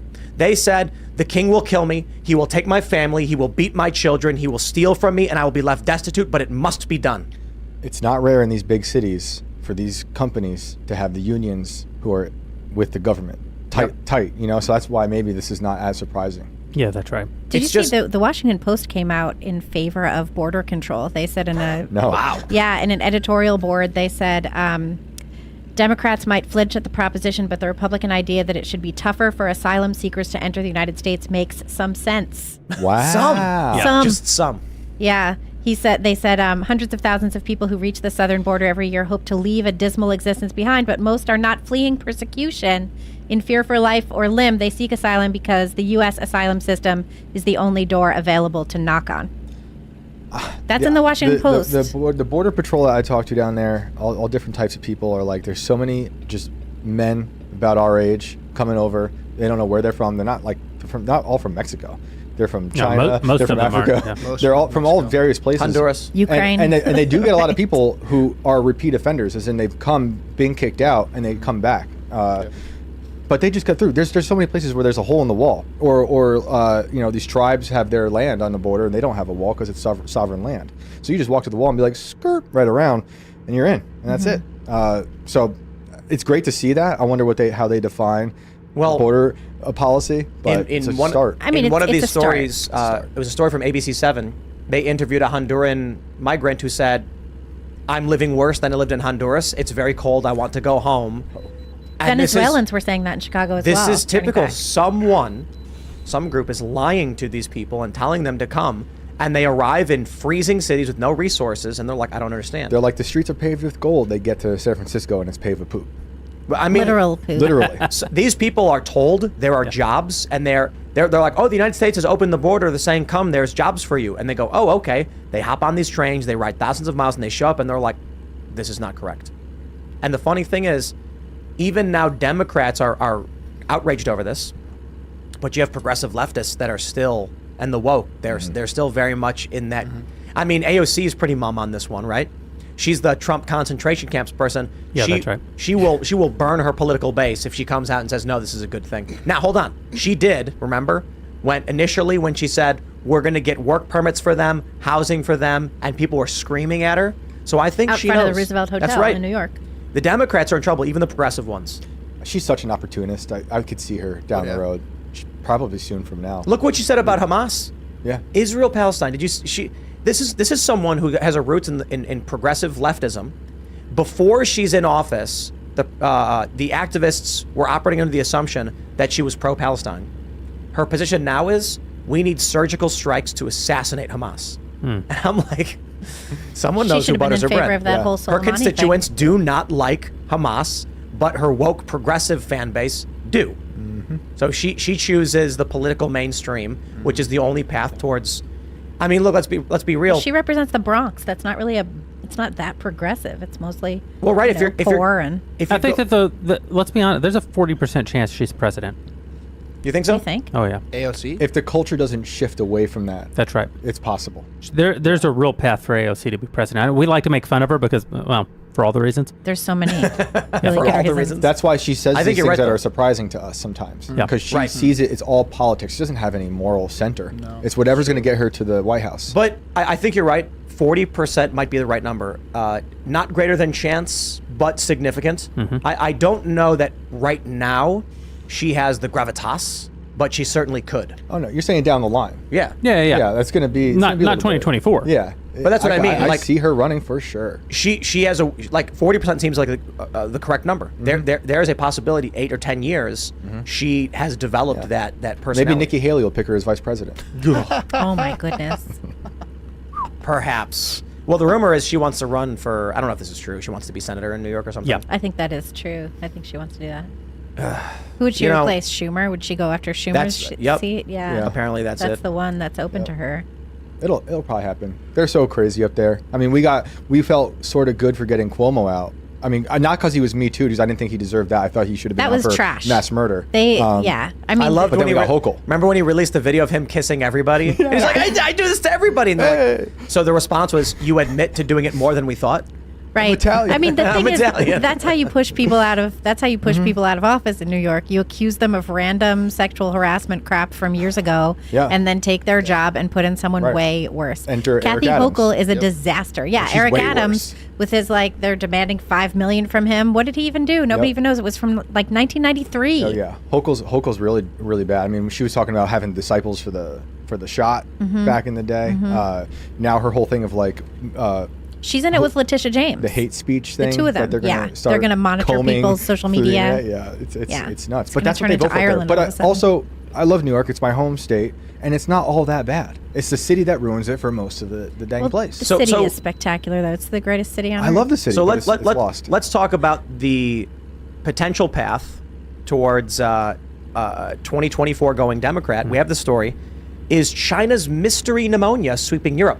Netherlands sees alarming surge in similar illness among children as terrifying video shows hazmat-clad workers in China disinfecting schools. I keep seeing people say, don't fall for it, as we're getting more and more data of a strange respiratory illness. Well, now they're How much- gonna make sure that children are a vector of it. Because Well- last time children were not a vector. Yeah, can you overlay Trump's poll numbers Right. over this Right. chart? That's what I'm. Actually, I think we actually can. Do we have? No, we don't have it right here. Oh, wait, hold on. Trump's poll lead expands with Biden losing Black and Hispanic support. Well, you get the general idea. But is it the flu? I mean, they're calling it a pneumonia, Yeah. but it's also winter, Right. and people get sick more in winter. I don't know. Look, I'm not a doctor. Talk to your doctor. I'm just saying, surprise, surprise, as we're entering an election year, all of a sudden we're getting this news. Hopefully it goes nowhere, but remain vigilant. Watch out for these attempts to shock and scare you and create panic so that you vote for their choice of candidate. Yeah. I think we'll have to remember that it's also a lot of anti-COVID stuff. I heard somebody saying that some of the video is lifted from COVID in the past. So Some of the videos. yeah, some of the videos like cleaning and disinfecting and stuff like that was lifted from the past because not a lot of They're media comes out of manipulating China people. unless it comes out of the China Post. Just like when So- CBS posted video of a Right, busy exactly hospital like that. from New York, but it was Italy. But Exactly like but that. numerous That's right. agencies did that for months. They kept showing Yep. the same thing over and over Same again. thing, man. Same thing. That's But what I've heard. okay, so here's look. I often when I'm reading the news, I can imagine possible scenarios when it comes to polling. Like, Moody's will come out and say the economy is doing so poorly, Biden's going to lose by this margin, and I'm imagining what happens. I cannot visualize what happens with Joe Biden. Oh no. I mean, he can't be the candidate.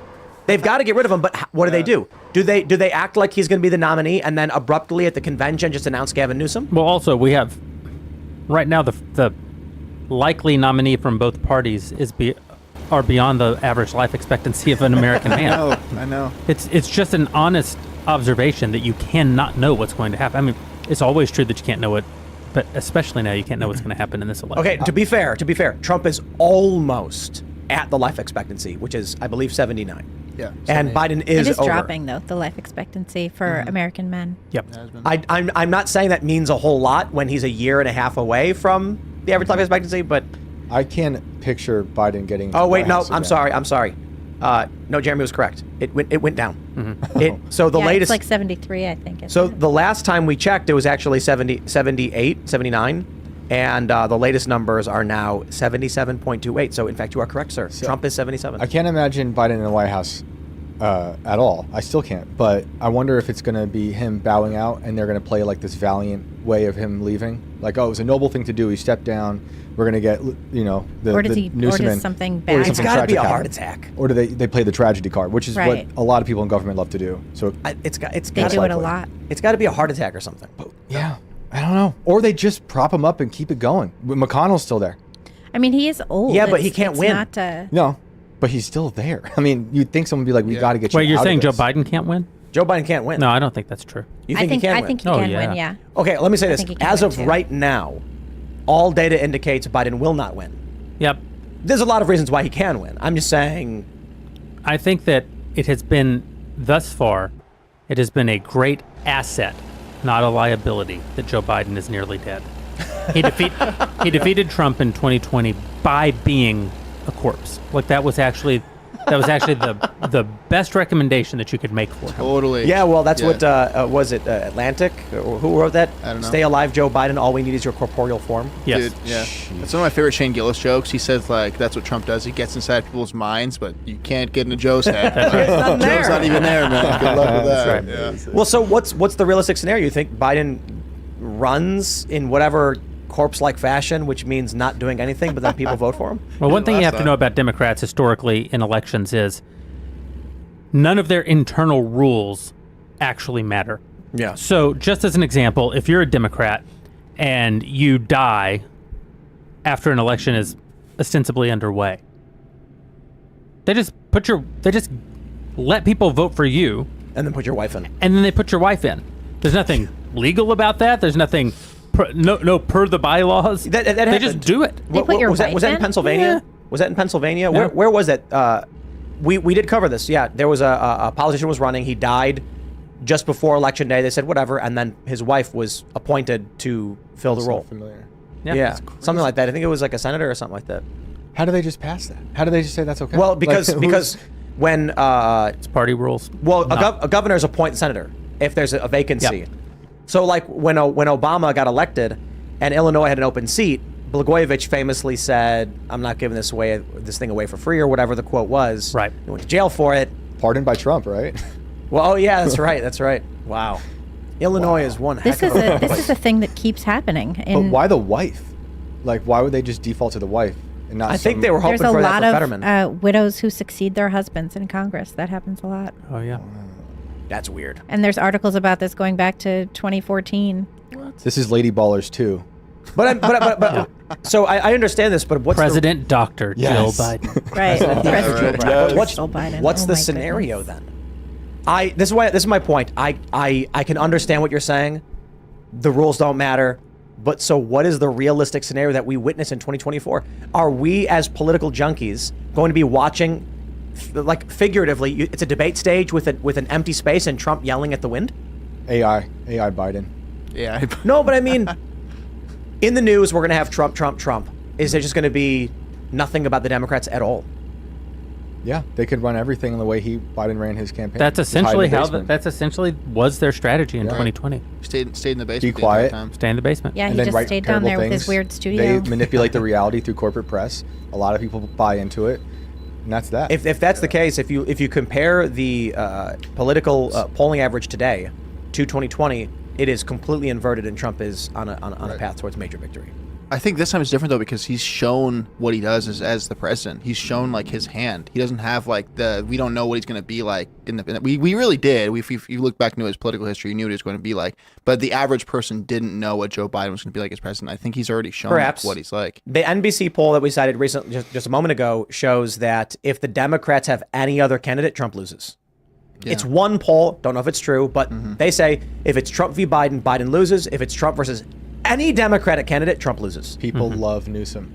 I don't. Do they I think really? he's a No, demon. how do they- When I was in how is that California at possible? the GOP debate, that dude walked up into the Reagan Library. The GOP debate? Yeah, the second one. Yeah. And he showed up, and people fawned over him. Sean Hannity practically made out with Newsom in front of me. Mm-hmm. I mean, they were so smitten with each other, it was disgusting.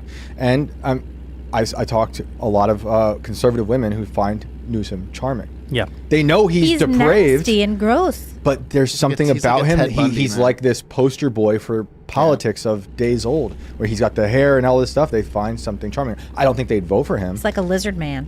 Well, I know he is. I saw him change out of that suit. Yeah. I feel like he's Democrat Mitt Romney, though. Yeah. Yeah, I think Romney is more like a saltine, though, who's ineffective.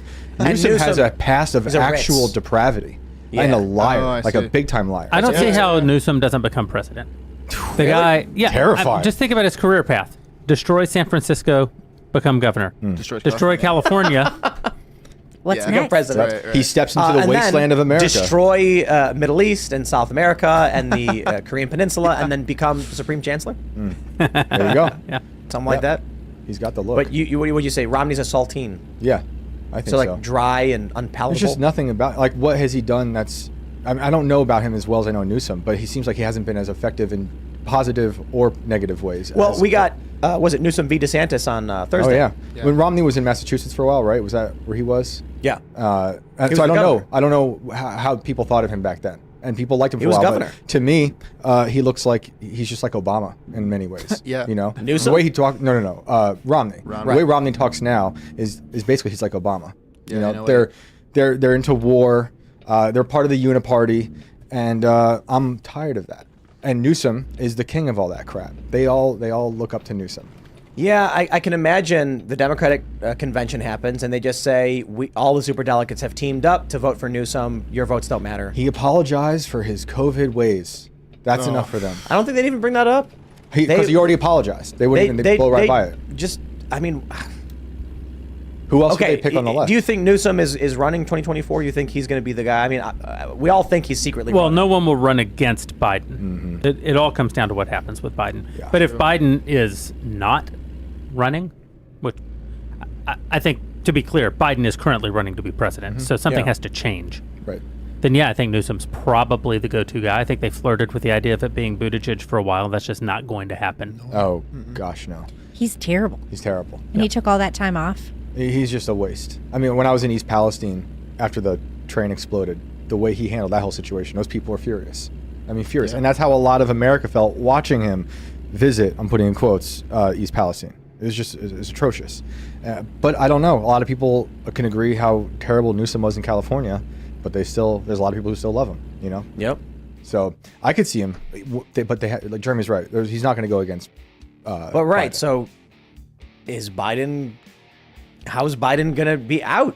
Well, Biden has even said Gavin Newsom could have my job. Yeah. Yep. You Yeah, know, and they're he not said gonna that have just Kamala. recently. Yeah. Well, nobody likes Kamala. Kamala Nobody can't liked win. Kamala when she was Right. running. What was Right. it? She got like, she had 3% of the vote before she dropped out of the primary. Right. Like she was Biden, like, trash, brought and her everyone out. knows it. Yep. She's also the one who is essentially responsible in part for this whole border thing. She was supposed to be in charge of it, Oh, and right. her, and she was supposed to deal with the border, and her Drop that office was ball. like, "Nuh-uh, no, she isn't. That's nuh-uh." What border? Right. We're not Let me- supposed to do that. We're supposed to be dealing with the root causes of migration, which is violence against LGBTQ people in the Northern Triangle countries. Let me. I'm going to pull up this story from the New York Times. Are black voters leaving Democrats behind? They say polls suggest they might be. Well, we looked at an NBC poll that I think showed Trump with 24% of the black vote. And if that's true, according to the Wall Street Journal several years ago, they wrote an article in like 2018 that said that if Democrats can't maintain 80%, if Republicans ever get more than 20, the Democrats they can't win at all. So I'm not sure I believe these things, right? There's been a lot of conservative personalities who said you are insane to think black voters are going to move towards Trump in any way. The New York Times asks the question, and then the New York Post runs this story: Trump polling lead expands with Biden losing black and Hispanic support. So I'm wondering if it's not so much that Trump is gaining, but that because Biden is losing, it results in a vote vacuum. You don't need to vote for Trump if you're not voting. Trump is still going to create a gap by having people not vote for Joe Biden. Right. Yeah, I think that's what people are realizing. I saw a lot of people this weekend. I forget what it was, but people realizing that they had life better underneath Trump than they have under Biden. I think that's as simple as that. They say Biden's lead among Hispanic voters is now 3%, down from 14 in an Emerson poll last November. Wow, an 11 points shift. They say Biden's lead among African Americans was still substantial, 47, but down 15 points. And then there was that poll in New York. Biden is up 10 points. In a D plus 27, Yeah, he's that's right. only up 10. Wow. Trump's also New York. You know? Yeah, there's is a lot that of it? people in New York who still love Trump and who understood Trump before a lot of the country did. Because if you're from New York, you know the certain type of character that You Trump know this was. guy. Yeah. He's not all of these things. He's this big, bombastic Right. kid from Queens. He Like, wasn't shocking to us. No. You know, when we saw him. Certainly but for a not. lot of the country, it was like, whoa, what is this? The New York craziness? Times is saying Trump's lead, his support among black voters is 22%. So up several points. They say in 2020, Biden defeated Trump by 4.5 in the popular vote, though he won by much narrower margins in the swing states that saw him. Now, look, I think it's ultimately, I wonder why we even talk about this stuff a year out. That's the thing. So much is going to Yeah. change. If, for example, Ron DeSantis wins in Iowa, which there's a very strong likelihood that he will. He's locked up 30,000 precinct or and he's working real hard caucus there right chairs. now, He's working real hard. Yep. Then from January 15th through Super Tuesday, anything can happen. Just anything can happen. And particularly in an election where going into the spring, all of Trump's legal problems catch up with him. Yeah, that's true. And so among the many things that can happen, we could be running someone from jail. I mean, that is not that is not an impossible scenario given how upside down, topsy-turvy the world is now. And certainly not constitutionally prohibited either. My view of this, I borrow this from my friend Alan Estrin over at PragerU. He points out that narrative is an actual force in the universe, sort of like gravity. Narrative isn't something that we do, it's something that we observe. And if you go by that theory, then at a minimum, the story belongs to Donald Trump. It is Donald Trump's story. It doesn't mean he wins the election, but I don't think people are ready. We haven't gotten to the end of the Donald Trump story yet. Yeah. And people want to know what the end of the Donald Trump story is more than they want to know what the next story so is. true. I love narrative. You can feel it. You can feel it is it. a substance in the world. Carl Benjamin made this point to me. He did. This is like a year and a half ago. I was saying I thought DeSantis was the right choice. He had a better temperament, proven leadership. Not that Trump, didn't, but Trump's temperament wasn't there. And then Carl messaged me saying Trump's arc is not done. Trump's story must be completed. He made a video about it, and now things have shifted. So you think, even with Trump's legal problems, this lends itself to Trump winning or at least very well being the nominee and making it to November? Well, whether he's the nominee or not, I think that maybe he takes the entire Republican Party down. Like maybe, for example, Ron DeSantis wins Iowa. He gets a big boost going into South Carolina. He somehow gets past Nikki Haley there. Ron DeSantis becomes the nominee. Donald Trump splits the party and says he won't back Ron DeSantis. Donald Trump loses the election for Republicans, or DeSantis somehow wins and pardons Donald Trump, and it's the greatest. Whatever it is, it's like whatever the craziest thing we can imagine. Somehow the Donald Trump story still hasn't ended, and The most likely it's got outcome to is the most entertaining. Is that what Elon says? Yes, The- the most yeah. likely outcome is the most Elon's entertaining. It's razor. going to end with Trump outside the White House jumping midair, then freeze frame. Yeah. And we're just back to normal. I Finally. mean, fair point. But really, if you think about it, Trump's story arc can end in a lot of really crazy ways. Oh yeah, For sure. They're not all good. Right, Yes, true right. that. Like January 6th, nobody saw coming. Imagine January 6th times 10 with an angry Donald Trump and whatever his story arc becomes. Now, I guess the difference there is Trump was actually president when January 6th was going down. He could have done a lot of things he did not do. Now he's not president. There's a lot of things he can't do, and so those just won't happen. But weird things can happen. My bigger concern is probably his story could end rather unceremoniously through health issues. Oh yeah. Yeah. I mean, in both the external and internal. Certainly someone could hurt him, or he could quite literally just at 77, Yeah.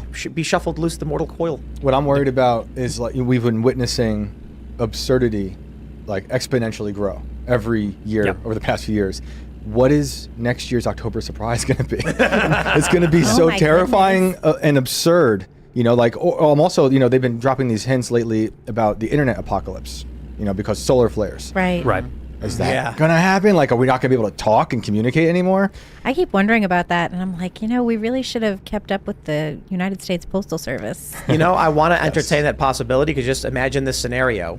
It's a week before the election, and solar flare, internet is cut out. Seriously. Internet's gone, and the only thing available now is radio and terrestrial television. So we're And ham radio. And so what happens is you've got no internet, industry is collapsed, but you turn the TV on and there's your good friend Wolf Blitzer letting you know that Joe Biden won. Trust Yeah. him. Oh, That's it. Well, wouldn't it be Thank nice if we had God. paper ballots before the solar flare takes out the grid? That would be so nice. They had paper ballots in Argentina. We need to push that. How long did it happen. take him to count those votes? 3 months? I think it was just one. I think it was just the one day. Oh, No. Yeah. One day. Impossible. It's really, I don't it was just understand. the one day. That's gotta I be a know. lie. I think they were, even just. They just They, went for they, it. they may try to turn off the country and turn it back on again. Internet goes down just in time for the election, and yeah. nobody Well, can communicate. Nobody Yes. can organize. They did essentially do that in 2020. They basically shut down the world. yeah, true. And then, and then tried to turn it back on Yes. again. And we still, We're still booting we've up, come but- nowhere near the end of the consequences. Right. That's And crazy. back then, as terrible as that was, we could still subvert their narrative because we could communicate through the internet. They know now they got to get rid of that, so we can't subvert them. So we have to make ham radios and homing pigeons, Right. some way to communicate. Hamfi. Let's Yeah. do it. You got to take get. our bank accounts and our very money and difficult. everything. Tim Ham doesn't sound very good. I don't know. That might be. Well, some no, we food. want ham internet. Yeah, I know. So We data wanna brand it. transmission through ham, Let's which is do it. ridiculously slow. Hamnet. I like it. You're Yeah. you're better off just talking. Yeah. Yeah, pretty On the much. street. Go corner. go outside and shout. That's it. Yeah. But Bring it seriously, back. imagine like, actually imagine what it would be like if it was 3 days before the election and there's no internet at all. And we all are old enough to remember life before the internet. Yeah. There's a lot of young people who do not. Oh, yeah. It's glorious in many ways. You know, actually, it's kind of crazy to think about. There's 20-year-olds who do not know life without access to the internet. There are younger children. Man, it's 2023. So a kid born in 2000. Let's be realistic. Born in 2000, you are not old enough to understand life and cell phones and internet. No. By the time you're 7 or 8, cell phones are ubiquitous. Yep. By the time you're 13, everyone's got one. Yep. Now you're 23 years old. You have never lived a moment without instant access information cell phone. And there's never been a point at which you've lost that. Yeah. You've gone to dead zones. You've been out at parties in the desert where there's no connectivity, but you've never been in a city with no internet. Right. That's crazy. That's where that fracturing that we were talking about earlier is going to take place. You know, because those people at that age, their identity online means as much to them as their identity out here. Exactly. Which Yeah. is That pretty profile. sad. But like what you were saying earlier, hopefully there's some people who realize like we reject that. We want real life. We want a family. We're going to go to the supermarket. But we it's want to not see sad. people. It is necessary. It's Yeah. necessary to, curate your online presence Mm-hmm. because otherwise your online presence is going to come back and get you fired from your job. Yeah. So you got to be careful of it. Yeah. Yeah. But I do think that more kids are kind of like of the Gen Z. And if I can use my, just this year teenage son as an example, they're much more interested in being anonymous online. They don't want to put their names out there. They don't even necessarily want to put their faces out there. Wow. They want to be in person with their friends and they want to have whatever the curated thing, but they don't put as much stock in their identity online. That's good. They use it. They do a lot of jokes, Just trolling. just a lot of that stuff. Isn't that what Hochul wants to get rid of in her Yeah, plan? is like I said, anonymity? my son watches Matt Walsh. I'm like- anti-anonymity on the internet. Really? To what I degree? like it. To what degree? Because I think it's appropriate for people to be able to be anonymous for various reasons, but it's also, I think, it's weak for people too, especially if you go after people. I don't think that it's... Here's the problem. The problem is that anonymity on the internet allows for the ghettoizing of beliefs that are not approved by the regime. So a lot of people will say, well, I have to be anonymous on the internet because if my boss finds out that I've got these views, they'll fire me. But you're only in the position where your boss could fire you for finding out about those views because you've allowed those views to be completely ghettoized through anonymity online. If 5 million people came out today and said the N-word, I'm not recommending it, but no one would ever get fired for saying the N-word again. Like Yeah, that, they wouldn't be able to. You wouldn't be able to. You would have brought that to a conclusion. That little absurdity in our culture would be brought to an end. The ghettoizing of our beliefs allows for the punishment of anyone who steps outside of the ghetto. Yeah. So if they catch you saying what you believe, they can fire you. But if we all just had our names on it, we're saying the things that we believe. Yeah. And you might say that we would have more cultural cohesion if we didn't have online anonymity too, because the online anonymity also allows us to become more radicalized. in ways that left and right, in ways that probably aren't ultimately good. So, I agree, but I think it's a cultural issue that you can't solve with policy. You can't just be like, okay, no one's allowed to be anonymous on the internet. We're gonna require this. My view is, if you want to be anonymous in your writings and in your interactions, you can be. But I think culturally, we need to say we don't interact with. If you're not a serious person, I can choose not to interact with you, and then some people will choose to. Whenever I've said publicly that I think online anonymity is bad, one thing that comes up a lot is, what about women?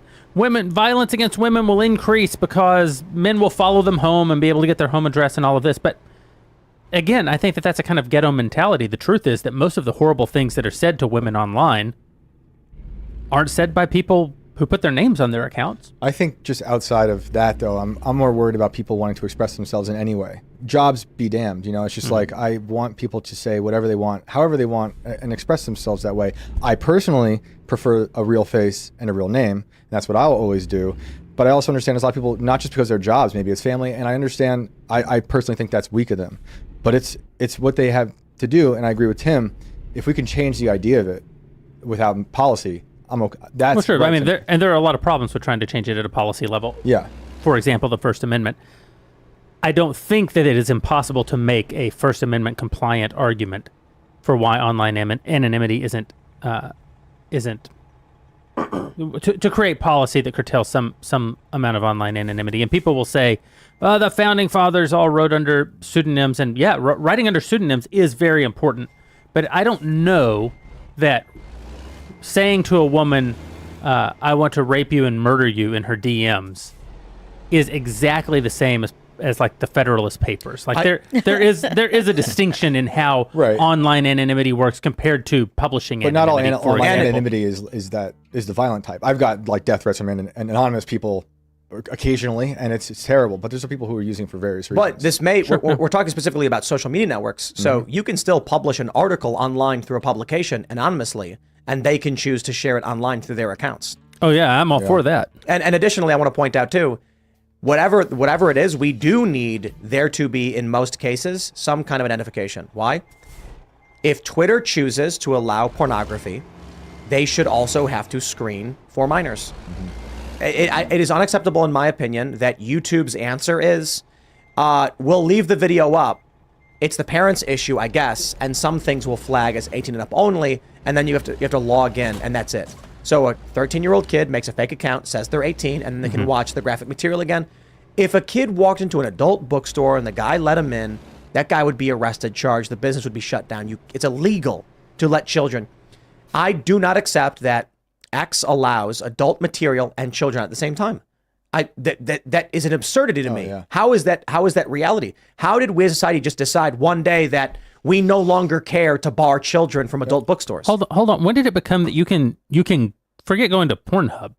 You can Google almost anything and get it in your results. It'll actually come up in your results. You can accidentally do stuff. I used to work with a company, and they were looking for fans, and there's this company called Big Ass Fans. And they just Googled it instead of going directly to the website. And one of my colleagues was like, by the way, everybody, don't just Google that. Like, you really just want to put in the right website. Yeah. We're going to go to Super Chats. So if you haven't already, would you kindly smash that like button, subscribe to this channel, share the show with your friends, and head over to timcast.com. Click join us, because the uncensored members only show will be a whole lot of fun. We're going to take calls from you guys, our members, and we'll talk to you live. Here we go. Kilted Carnivore says, not first again. Unfortunately, you were first. Shane H. Wilder says, Tim, great seeing you on Pop Culture Crisis 500 today. Although now I'm going to have to make a meme video on your reaction to crisis parties and hopefully drop it tomorrow. Pop Culture Crisis had its 500th episode today. That's correct. So that's absolutely fantastic. For those that are interested in pop culture conversations, so the way to describe it is, Timcast is very political. And then we get into cultural stuff like we did today, but typically political. Pop Culture Crisis is the inverse. It is pop culture and then gets into the cultural elements and stuff. So we talked about AI girlfriends, how they, EV Magazine put out an aggregate of all of the different ideal girlfriends. They polled like 2,000 people in each state and then took the keywords and AI generated images of women. And it's got fascinating implications. Because like California, the ideal girlfriend is ethnically ambiguous. Well, it makes sense. You've got a large black population, Hispanic, Asian, and white, And if you combine everything they want, you get someone who could be any one of them. Yeah. So, that's the kind of stories we cover there. They talk about other stuff, video games. They're talking about, I guess, GTA, the new one. The main character is a single mother. That's correct. Wow. This movie's good. In this I'm sorry. economy. I think the game will make money, but it's going to be for its online components. I don't Definitely. think people are going to care for the story. Definitely. It was a good episode. Check it out. I was on there as well. Nice. All right, get off my lawn. Says, I see that Subverse, SCNR, is up and running again. It's still part of Timcast Media. Scanner is its own company. It is not a part of Timcast. It was separate. It was started a long time ago, and after some legal issues that were resolved, it is now back. And you should definitely check out Shane's article. What's the title of it? The Demon Hunters. The Demon Hunters. Yeah. It is about men who run sting operations tracking child abusers, child predators, and Yeah. gets them arrested. Yep. Yeah. Every state is different, has different laws on what you can do as a civilian to get someone arrested for these crimes. And in Ohio, they have to be in possession of the bad stuff. And they were to a few of these guys. And the cops came and we got them arrested, and it was beautiful. And they do it all the time. They travel the whole country. Wow. Matthew Hammond says, why is the Daily Wire not spun off its movie division into a separate company? Have theatrical releases followed by video on demand and streaming info on DW+. You're not reaching non-DW members. Yeah, I mean, that's true, but it's also self-reinforcing. That's like, I mean, Netflix doesn't reach non-Netflix members, but we don't care because they have 200 million members. Right. But they have 200 million members because of exclusivity, which over time drove large subscription bases. So there's, it's a challenge. Listen, business models shift and change. We obviously, with What is a Woman, just as an example, found a way to have it be exclusive for a period, and then we put it out for free on X, and it became one of the most viewed documentaries probably of all time. So to say that we're only reaching our members, I don't think that's true. I think it's true to say that we only reach our members when we only reach our members. But will we eventually break out into theatrical and other things? I think we will. But you have to be honest, too. There is no world where this film could have ever come out in theaters. There's what is Angel Studios? Yep. They use that. What is it called? Fathom, I think it was. And I don't even think they would. No, they would not. I'm sorry. They'd be like, Because Angel Studios has a movie coming out in theaters on Friday. Shift. Called The Shift, yeah, which was produced by a buddy of mine, and they're doing great with that model. I'm very interested in putting some of our stuff in theaters. But again, do you think that anybody's gonna? You couldn't. This is a true story. Every time we release a movie, we've been covered by the Hollywood trades, Deadline, Hollywood Reporter, etc. They won't even write about the fact that we made Lady Ballers. Well, out.com did. You think theaters are going to actually take this movie and they'll get? I think it's time for Jeremy's cinema. There you go. Yeah. There you go. It's just like every time they say no. I mean, have you publicly told the story of Together Again? No. Should you? I don't know if you're allowed to. Well, I mean, I'm allowed to. If you want to. So, I mean, people may not know that I was in one of the most successful bands of all time. Yes. From the 1950s through today, Smokey Mike and the God King. And 2 years ago, Daily Wire was putting on a show at the Ryman Auditorium. It's one of the most famous music venues in the world.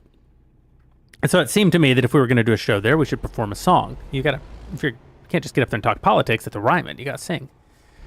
And so I had this fun idea that we should do the song by the Turtles called Together Again. No, Happy Together. I'm sorry, called Happy Together. Well, I mean, it's an awesome song. Nobody's ever been unhappy listening to Happy Together. And I had this funny idea that Smokey Mike, Michael Knowles, and I could play every instrument as we had done the year previous in our music video. We did a cover of the Charles Brown song, Please Come Home for Christmas, and played all the instruments, and it was a lot of fun. So I thought, well, we'll play every instrument, and the end of Happy Together is, I mean, there's a lot going on. I thought it'd be fun. We'd be playing trumpets and trombones and drums, and we'll get a big LED screen up there, and it'll be us being accompanied by us. I had a whole vision for it. So I reached out to my team, and I said, go get me the rights. They talked to the guys at the Ryman. What's it usually cost to get the rights for a one-time live performance of a song at the Ryman? You have to know, because for live performances and video, you have to get sign-off. If you're just going to record audio of someone's song, you don't have to get any sign-off, right? That's a mechanical royalty. But for live performances and video, there's a form. I said it's usually $1,500, So we reached out to the publishers for the Turtles, and we offered them $1,500 to let us do Happy Together. And they came back and said no. Well, I was pretty surprised by that. So I called a buddy of mine who's a multi-Grammy award-winning songwriter, and I said, hey, listen, here's what happened. They said no. And he said, I've never fully realized that we could say no. He said, just basically once a month, my publisher sends me a stack of papers, I sign them, and then I collect my money. Like, that's just, it's very, perfunctory. So I go back to my team and I said, listen, something doesn't smell right here. This is a weird thing. Let's offer them $15,000. And my GC was like, are you ready? That's 10 times more than they told us is the going rate. I said, yeah, but I want to know. Offer them $15,000. Go back to the publisher for the Turtles, offer them $15,000. They come back with a no the next day. Like, don't even wait. They don't even think about it. No. I said, all right, offer them $150,000. Oh my goodness. I said, are you out of your mind to perform a song one single time on stage at the Ryman? $150,000? I said, I'm like, bro, do you even own a shampoo company? Like, do you even own a razor company? Of course, go offer them $150,000. So we offer them $150,000. They turn us down flat. Wow. That's crazy. One thinks that perhaps it has something to do with us being us, right? They must be doing really well. Yeah. Oh, yeah. The Turtles are lousy with $150,000 offers, like for one night performances. So I'm pretty dispirited, and we've burned up a lot of time with this. Now the show is only a week away, and I'd basically given up on it. And I'm in the shower, and I just had this idea for a song, kind of in the vein of Good Vibrations, Happy Together, Mr. Blue Sky, that sort of tune for a song, and it's called Together Again. And I came to the office where I have a keyboard set up at my office, and I very quickly scratched it out. I brought Smokey Mike in the office, and I said, I think we could pull this off. He's like, we have less than 1 week.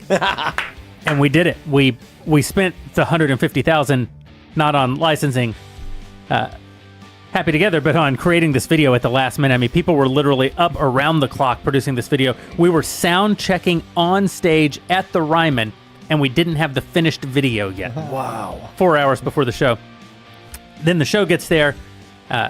Intermission comes along. People come back from intermission. Thunder crackles through the Ryman, and the stage comes to life, and Smokey Mike and the God King made their reunion performance. And I got the exact reaction that I wanted, which was, I could see the people kind of still in the faint light of the front row going, what the?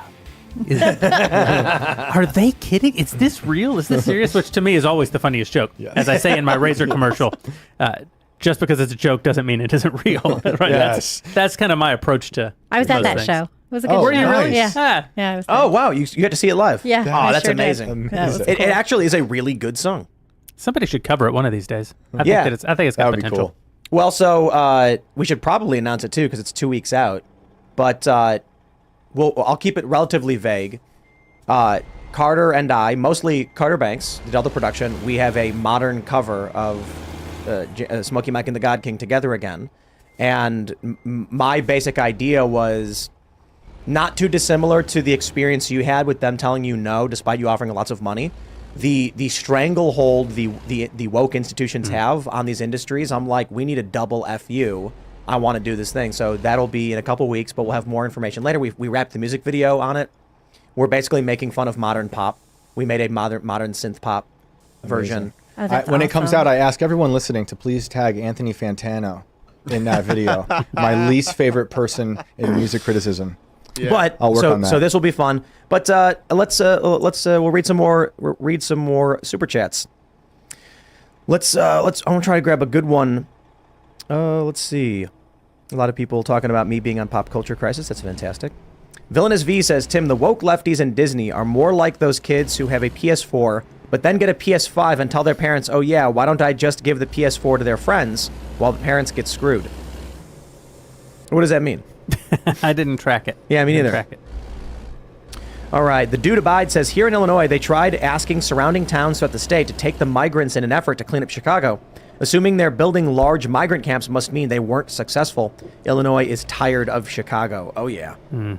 Yeah, it was pretty wild, too. The aldermen are livid the way the city is being run. During the Summer of Love riots, the city diverted the riots into the neighborhoods by raising the bridges. Right. Sacrificing the residents for the financial and market districts. Medieval. Yeah, it's so hilarious, man. Good Lord. The Dude Abides asks, Jeremy, is Matt Walsh going to be the grumpy dwarf? Well, now he is. Well, yeah. So Lady Ballers has basically like the whole Daily Wire crew in it. Oh yeah. Is Snow White and other movies going to be utilizing? Well, Snow White. We have announced that our own Brett Cooper will play the titular character, and as to who else will be in it, I think we'll solve that as we go. But on Lady Ballers in particular, we went out to a lot of actors, and they all told us no. They said no. Oh yeah, and I don't just mean that we went out to the kind of actors who would say no. We went out to actors who are conservative. We went out to actors who've told us in the past we'd walk across glass to be in a movie with you. Please put us in your next Daily Wire movie. We went out to actors who have already been canceled. Wow. And it's not as though they read the script and didn't like it and then said no. Many of them on the phone, hey, you want to do a movie? 100%. What's it about? It's about this ragtag bunch of former high school basketball players who realize that they can embrace modern gender theory and compete as women. You know, That's crazy. Because, of course, they can't. Which is why when people say, "Hey, what if you put this in theaters?" Of course, you can't put this Right. movie in theaters. This is the third rail for the left. This is their most religious issue. This is the thing they care about the most because it's the ultimate attack on reality itself, which is the necessary precondition to their utopia coming to pass. I Gina think I'm Carano gonna would be a great Wicked Queen. She would be. I think I'm gonna buy a theater. Oh, that's a great idea. I don't think we'll be able to do big blockbuster releases, but we will be able to have consistently in rotation movies from you guys and from Angel Studios and whatever. Love it. And it would just be a small local thing. I don't think we'd break the bank with it, but we got to build these physical spaces and have these opportunities. That's right. Over the holiday weekend, I was like, we should go see a movie. I don't know. We're bored. What are we going to do? What did we do? We played poker because there's nothing to do. Yeah. But it was fun. We had a blast. It really is fun social activity. We were looking up movies, and it's like Wish. And I'm just like, there's nothing. There's nothing. I'd love to take a Friday night. We are going to see Shift on Friday, so we're excited for that. And then, of course, very easily, we just have to log into DW Plus to watch Lady Ballers. So that's rather simple for us. And then, this is cool. Friday's going to be wild. We're gonna go see Shift. We're gonna be hanging out on the Culture War with Tyler Fisher, who's in Lady Ballers. That's right. And he's a very funny guy. And we have the Defiant coming to IRL, and they're going to be playing live in our new musical setup. So it's just really, really fun stuff. But let's Will you have a disco ball by Friday?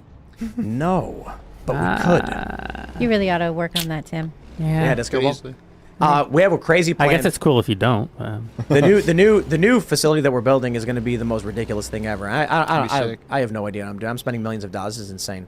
It's crazy. We're building one of the biggest private skate facilities for this new show. We've got plans for this crazy shipping container music studio. Oh, it's sick. a 40-foot tall building with a 3-story structure inside of it. Like you mentioned that to me before the show, but I don't. I understand what you're describing, but I don't understand why. Why build a building in the building? What's the advantage? So you have a steel building that is 38 feet by 8 tall in the center. Inside of it, it's insulated, climate controlled. You could all up the ceiling. We're gonna have we're building a skate park inside that also is designed to function as a stage in the corner where the bowl section is. So there can be live performances of stand-up and music. We're going to have on one wall movie theater length projection screen, massive, and a massive hanging projector. Then, in the back, you have a 25 by 75 structure. First floor is a kitchen and a recording studio. Second floor is bar, lounge, and IRL studio. And third floor is going to be lounge, movie theater. And so the point is morning. Like we're doing a variety of shows on the first floor. IRL on the second floor. The kitchen will be potentially probably just for, you're getting your drinks, you're getting your Cooking food, whatever. show. Maybe. Outside to the left is going to be a $500,000 concrete skate park. Wow. And inside is going to be probably a $200,000 or $300,000 wooden skate park. So it can be a bit more modular. We can change it. And this is for our massive action sports program that we're launching. We're working with Richie Jackson, one of the best pros ever. He's a street magician, and we've got a bunch of other people involved. We're launching a board company and a line of products. So the point is, I'm a skateboarder. When the wokeness started coming and attacking something that I cared about, I just launched every nuclear weapon that we had at it and said, no way, not happening. I never filmed skateboarding. I'm always minding my business. And then only recently I started filming. And, I'm putting out clips that are getting a decent amount of attention because people were like, I didn't realize Tim was actually this good at skateboarding. And in fact, I'm particularly good. So I always just kind of wanted to mind my own business and say, I don't care, you do whatever you want. But now they really are insulting and attacking skateboarding. And I'll tell you what, I went to go skate in DC, and for no reason, I start getting attacked by these local skate companies, these team riders. They start insulting me and posting online in various forums, lying about my capabilities. And I'm like, this has gone too far. I will mind my own business, but you go online and attack me for no reason when I said nothing to you, and then lie and claim I can't skate. They said in these forums, Tim Pool can't do pop shove-its, which is like, for those who don't know, pop shove-it is one of the first things that your kid learns. It's where the board spins one time. And so I have a trick that I put up that's got 600,000 views on Instagram, and it's getting a bunch of attention because it's a ridiculous trick, well beyond the capabilities of any of these people. And that pissed me off when I'm seeing the reaction to wokeness invading these sports. Especially, we're good friends with Taylor Silverman. She works with us, and she is a female skateboarding athlete who lost money to male competitors. Yeah. And when she said, like, what's going on? What really bothered me were all of these industry heads who are like, we completely agree with you, this stuff's wrong, but we won't say anything. And then I'm like, I will. I'm going to say it as loud as I can. And then when these woke people try insulting me, they write, we did a Culture War episode with Richie Jackson and Taylor and Dennis, our filmer. And when they start insulting, saying, Tim Pool, blah, blah, I'm like, listen, buddy, we've got a multi-million-dollar skate facility. We're building big parks, and we're inviting pros out. And the pros have already come and filmed with us. We're leaving you behind. Your crackpot, far-left garbage will have nothing to do with the things that we love and care about, and we're already winning. And one day you will wake up in the corner crying to yourself because you're not going to be able to hang out because you're the weirdo. But I'll tell you what, you drop all that weirdness, I don't care what you believe, come skate. You want to be weird and a weird activist, then you're not skating with us. Exactly. Anyway, that's my passion and my rage right now. So here I am at 37, almost 38, and I'm like, time to get back in shape and get back to the crazy tricks I used to do when I was 19 so I can reinforce and kick these people out. I Love look, it. I've got pro skateboarders who have hit me up, voted for Trump. Prominent, 28-year-old, well-known, six-figure income, not the biggest skateboarders in the world, and they're like, but I can't say anything, dude. Like, I'll get my sponsors dropped. And I'm like, I am sick of that. Yeah. I get it. But so my answer was simply this. I talked to these big companies, and I said, I'll tell you what I'm going to do. When you tell your riders not to say these things because they'll get kicked off the team, I'm going to give your rider double what you were paying them. Then they can say whatever they want. And they're like, ooh. A couple of them were like, yes! Because I don't really like associating with the ones who are like, let's do it, man. Yeah. And they're more cool about it. All right, here we go. Golden Fleece Games says, referring to your France segments from earlier, the city of Lyon is pronounced Leon, not Lion. Yes, I learned that after. I'm not from France. Greg Dubier says, Jeremy's Silent Night Dark Chocolate is amazing. Is that something you have? Hey, thank you. Yeah, we just released our dark chocolate and a milk chocolate with peppermint for Christmas. Ooh, that sounds great. We'll have to order more. We actually have a whole bunch still here. We ordered large amounts of Jeremy's chocolate. Nuts and nutless? Yep. And everybody preferred the without nuts. I sure Interesting. did. Yeah. Yeah. Like But 3 I to don't 1. like nuts in my chocolate, just as a rule. I'm allergic to almonds. What? Well, Yeah. that hurts. Yes. I'm, as a somewhat famous chocolatier, I know it's somewhat counterproductive, but I actually so prefer dark chocolate to milk chocolate. Agreed. Same. So I'm me very too. happy to finally Better have a for great you, dark too. chocolate out. And before I left the country 6 months ago, a big part of what we were doing was taste testing and refining and making notes. And I think we came up with a really good recipe. So I'm glad people are getting to experience it now. Let's get a couple more in here. Ian Slater says, Jeremy, where can actors submit headshots and resumes for future movie projects? Yeah. Our producer on most of these projects is Dallas Saunier from Bonfire Legend.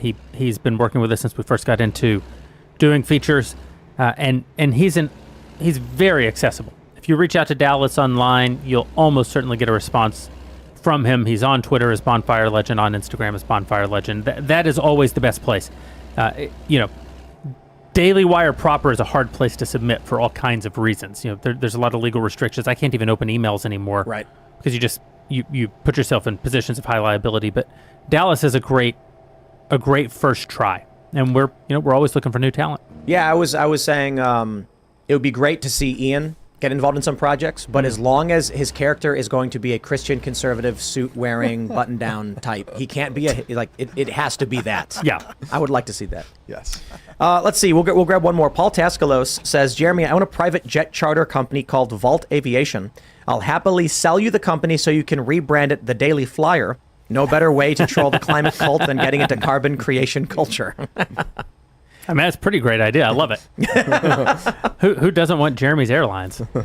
Oh, man. I mean, that's the joke. It's like idiocracy. Ryanair, Everything was probably. Costco. Yeah. What's going to happen with the culture war is just... This would be a great skit, by the way. Maybe you guys should do it where it's, slowly over time, it's a narration of Jeremy just kept launching companies after every other company abandoned its principles. And then it ends with you as an old man and you're like sitting on a throne of gold and you just... Everything in the United States is Jeremy's. The roads have your name on it. The toll booths. You just bought it all. I mean, you basically just took my entire vision for my life and reduced it to a skit. All right, everybody, if you haven't already, would you kindly smash that like button, subscribe to this channel, share this show with your friends, head over to timcast.com, click join us. The uncensored members only show is coming up in a few minutes. We're going to take calls from you guys. It'll be a whole lot of fun. You can follow the show at Timcast IRL. You can follow me personally at Timcast. Jeremy, do you want to shout anything out? Nope, just Lady Ballers dropping on December 1st. That's Friday for Daily Wire Plus members. If you got kids, go over to Bent Key, and if you've got a face, shave it with Jeremy's razors. When we finally do get our coffee shop open, what we wanted to do was Saturday morning cartoons was the event we call it. Yeah. The idea is to have families come with catered food, bring their kids, and the TVs will play approved family-friendly kids content. And I would love to have Benke when we get to that point. I know where you can find some. Absolutely. I got two things. Please go and read The Demon Hunters. It's one of the most important stories I've ever written. And support Alex and his work. That's at scanner.com, SDNR.com. And the second thing is, you and I talk a lot about synchronicities and weird things that match up. And today is actually the year anniversary of Kanye West coming here, which is the day I met him. Well, it's the year anniversary of Who Is They, though? Who Is They? And that story I wrote that weekend changed my life forever and opened up a lot of new opportunities. So thank you for that. And thanks to Ye. And here's to Libby. It's such an honor that Who Is They, though, was born out of... They said that, right? Yeah. Was born out of this weird moment we had. Beautiful. Life's Beautiful great. time. It's been a crazy year. I'm Libby Emmons. I would like to shout out thepostmillennial.com. You can become a subscriber at thepostmillennial.com/subscribe. It has indeed been a crazy year. Yes. Yeah, and I am Surge.com. I am all over the internet as Surge.com. Please argue with me on Twix. I do enjoy it. Yeah, let's go to the after show, Tim. We'll see you all over at timcast.com in a couple minutes. Thanks for hanging out.